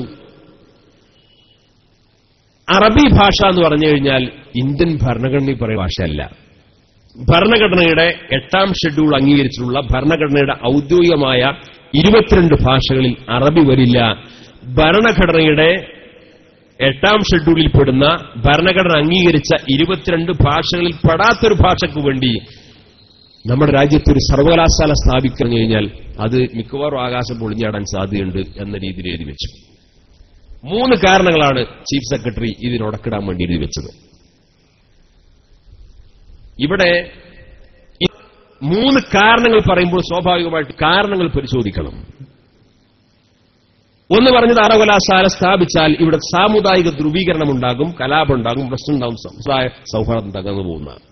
അറബി ഭാഷ പഠിച്ചതിന്റെ പേരിൽ കലാപം ഉണ്ടാവുകയാണെങ്കിൽ കേരളത്തിൽ 305 ദിവസം കലാപമാണ്. ഇന്ത്യ രാജ്യത്തിന്മേൽ അറബി ഭാഷ പഠിക്കാനും അറബി വിജ്ഞാനിയുമായി ബന്ധപ്പെട്ട സ്ഥാപനങ്ങൾ കേരളത്തെ പോലെ മറ്റു സംസ്ഥാനത്തുമില്ല. അങ്ങനെ ഒരു ന്യായവുമില്ലാത്തൊരു കാരണം എഴുതി വെച്ചു.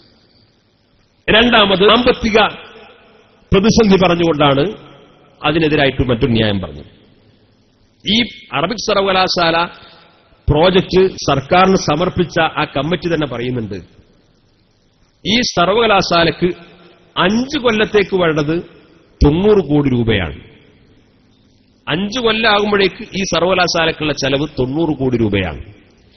ഈ 90 കോടി രൂപയിൽ 75 കോടി രൂപയും കേന്ദ്ര സംസ്ഥാന സർക്കാർ നിലവിൽ വിദ്യാഭ്യാസ ആവശ്യങ്ങൾക്ക് വേണ്ടി ചെലവഴിച്ചുകൊണ്ടിരിക്കുന്ന ഗ്രാന്റ് തുകയിൽ തന്നെ മാറ്റിവെക്കാനുള്ളൂ. അതിനുവേണ്ടി സർക്കാർ പ്രത്യേകം ഒരു ഫണ്ട് നീക്കിവെക്കേണ്ടതില്ല എന്ന് പറയുന്നു.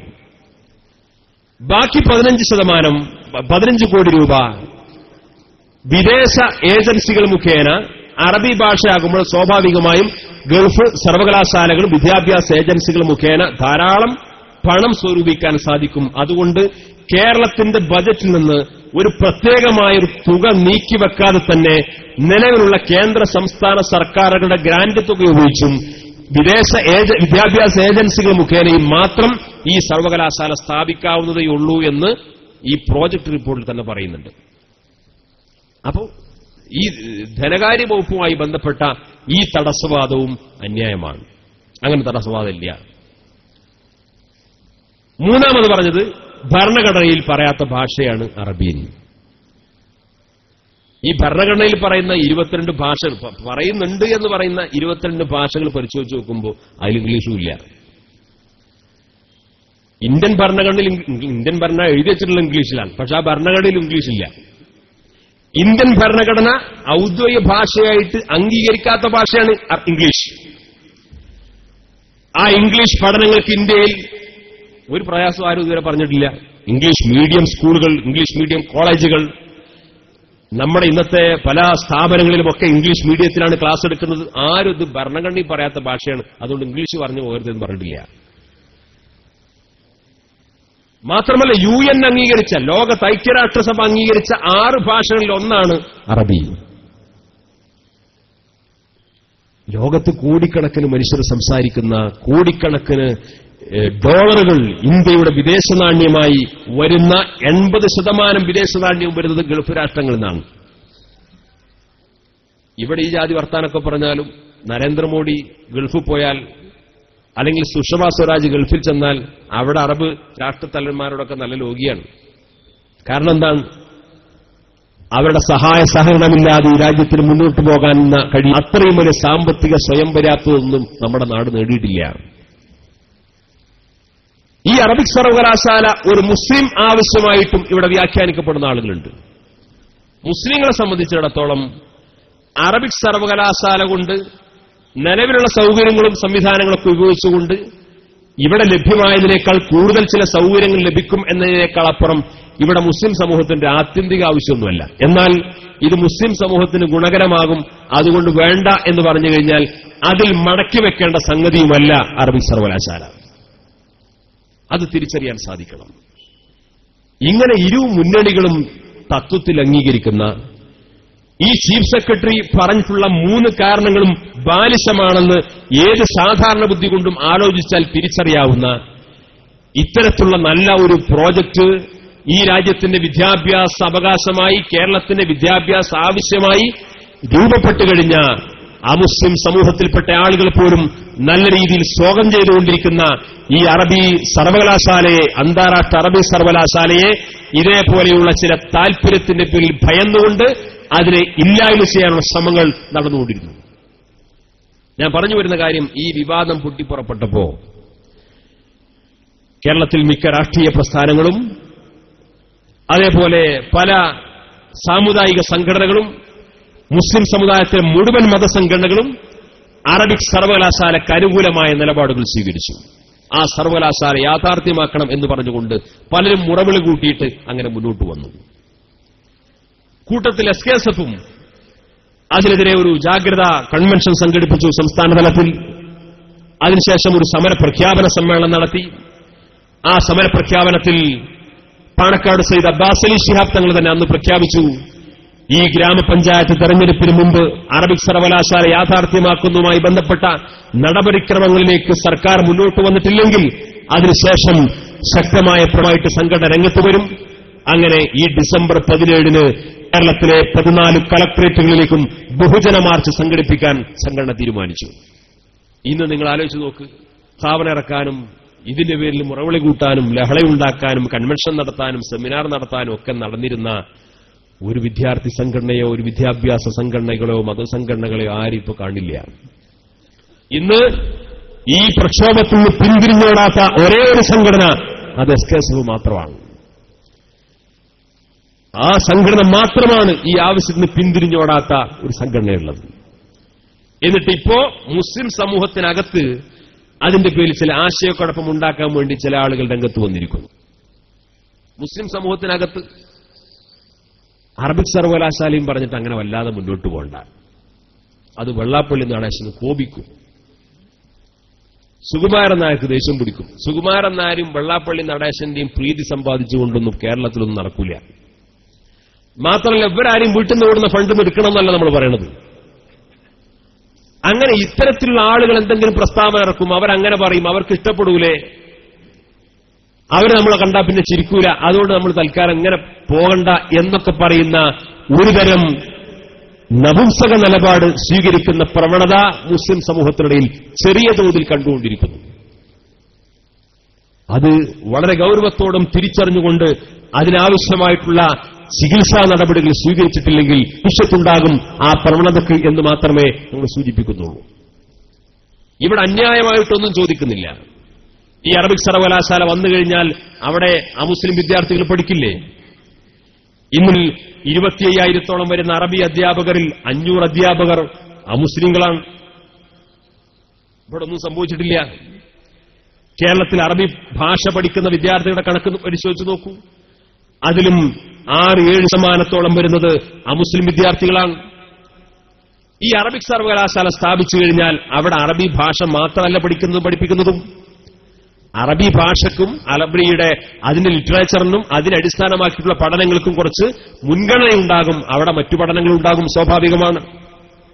മറ്റു പഠനങ്ങളും ഉണ്ടാകുമ്പോൾ തന്നെ അവിടെ മതജാതി വ്യത്യാസമന്യേ എല്ലാവർക്കും പഠിക്കാനും പഠിപ്പിക്കാനും തൊഴിൽ സാധ്യതകളുമൊക്കെ ഉണ്ടാകുമെന്ന ആ വസ്തുത തിരിച്ചറിഞ്ഞുകൊണ്ട് ഇതൊരു മുസ്ലിം ആവശ്യമായി പരിമിതപ്പെടുത്തി ഇനി ഇതെങ്ങാനും പുറത്തു പറഞ്ഞാൽ ഇവിടെ എന്തൊക്കെയോ സംഭവിക്കാൻ പോകുന്നു എന്നൊക്കെയുള്ള ആ അനാവശ്യമായ ഭീതി നമ്മുടെ സമൂഹത്തിൽ പ്രചരിപ്പിച്ചുകൊണ്ട് ഈ നല്ല ഒരു പദ്ധതിയെ ഞെക്കിക്കൊല്ലാൻ സമുദായത്തിനകത്ത് ശ്രമം നടക്കുന്നു എന്ന ദുഃഖസത്യം നിങ്ങൾ ഓർമ്മപ്പെടുത്തുകയാണ്.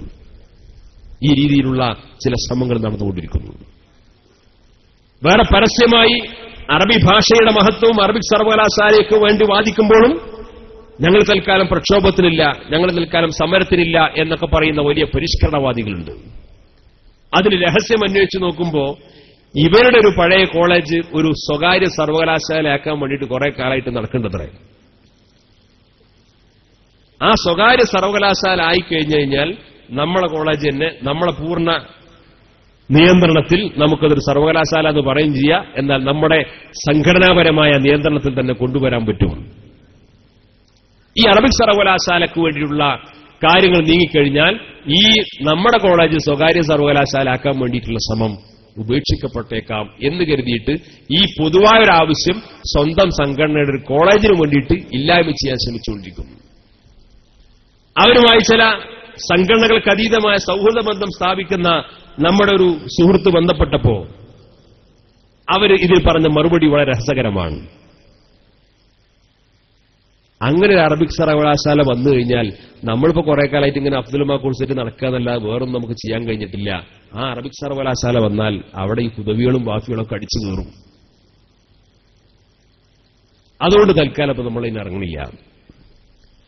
ഈ രീതിയിൽ അവനവന് നഷ്ടം വരുമോ, അവനവന് ലാഭം കിട്ടുമോ, അവന്റെ സംഘടനയ്ക്ക് ദോഷം വരുമോ, ഇതാലോചിച്ചുകൊണ്ടാണ് ഓരോരുത്തർ ഈ അറബിക് സർവകലാശാലയുള്ള സമീപനം സ്വീകരിക്കുന്നത്. നിങ്ങൾ അത്തരം ആളുകളുടെ സംഘയുത്വം നിങ്ങൾ ആലോചിച്ച് നോക്ക്. അമുസ്ലിം സമുദായത്തിൽപ്പെട്ട ആളുകൾക്ക് വരെ തൊഴിൽ സാധ്യതയും പഠന സാധ്യതയുമുള്ള സ്ഥാപനത്തെപ്പറ്റി ആശയപരമായ അഭിപ്രായ വ്യത്യാസത്തിന്റെ പേരിൽ മാറി നിൽക്കുന്ന സംഘടനയുടെ പണ്ഡിതന്മാർക്കും വിദ്യാസമ്പന്നർക്കും പ്രാതിനിധ്യം ലഭിക്കുമോ എന്ന് കരുതി എലിയപ്പേടി ചില്ലം ചൂടണമെന്ന ആ തിയറിയുമായി നടക്കുന്ന പരിഷ്കരണവാദികൾ എന്ന് പറയുന്ന ആളുകളൊക്കെ ജീവിക്കുന്ന ആ സമൂഹത്തിലാണ് ഈ അറബിക് സർവകലാശാല എന്ന ആ ചരിത്ര ദൌത്യം സ്ഥാപിച്ചെടുക്കാൻ വേണ്ടി SKSF പ്രക്ഷോഭവുമായി രംഗത്ത് വന്നിട്ടുള്ളത്. ഈ ഡിസംബർ 17 മലപ്പുറത്ത് കളക്ടറേറ്റിൽ നടക്കുന്ന ആ ബഹുജന മാർച്ച് വിജയിപ്പിക്കാൻ നിങ്ങൾ ഓരോരുത്തരും മുന്നോട്ട് വരണം. മനുഷ്യജാലികയുടെയും സമസ്ത കേരള ജമിയത്തുലമയുടെ 90ാം വാർഷികാഘോഷവുമായി ബന്ധപ്പെട്ട് നടക്കുന്ന എല്ലാ പ്രചാരണ പരിപാടികളിലും അതിന്റെ എല്ലാ പദ്ധതികളുടെ വിജയത്തിനു വേണ്ടിയും നിങ്ങളുടെ ആത്മാർത്ഥമായ പ്രാർത്ഥനയും പിന്തുണയും ആത്മാർത്ഥമായ സഹകരണം ഉണ്ടായിരിക്കണമെന്ന് വളരെ ആത്മാർത്ഥമായി അപേക്ഷിച്ചുകൊണ്ട് ഞാൻ എന്റെ വാക്കുകൾ ഉപസംഹരിക്കുന്നു. നിങ്ങളുടെ പ്രാർത്ഥനയിലൊക്കെ ഈ വിനീതരെ കൂടി ഉൾപ്പെടുത്തണമെന്ന് വസീത്ത് ചെയ്യുന്നു. വആഖിറു ദഅവാന അൽഹംദുലില്ലാഹി റബ്ബിൽ ആലമീൻ. അസ്സലാമു അലൈക്കും. പ്രിയമുള്ളവരെ, പരിപാടി സമാപിക്കുകയാണ്. അതിനു മുമ്പ് നമ്മുടെ പുതിയ SKSFന്റെ ജില്ലാ ജനറൽ സെക്രട്ടറി സ്ഥാനം ഏറ്റെടുത്ത ബഹുമാനപ്പെട്ട ഷഹീർ അൻവരി എന്റെ വാക്കിൽ നിങ്ങൾക്ക് ആശംസ അർപ്പിക്കുന്നതിന് വേണ്ടി ബഹുമാനപ്പെട്ടവരെ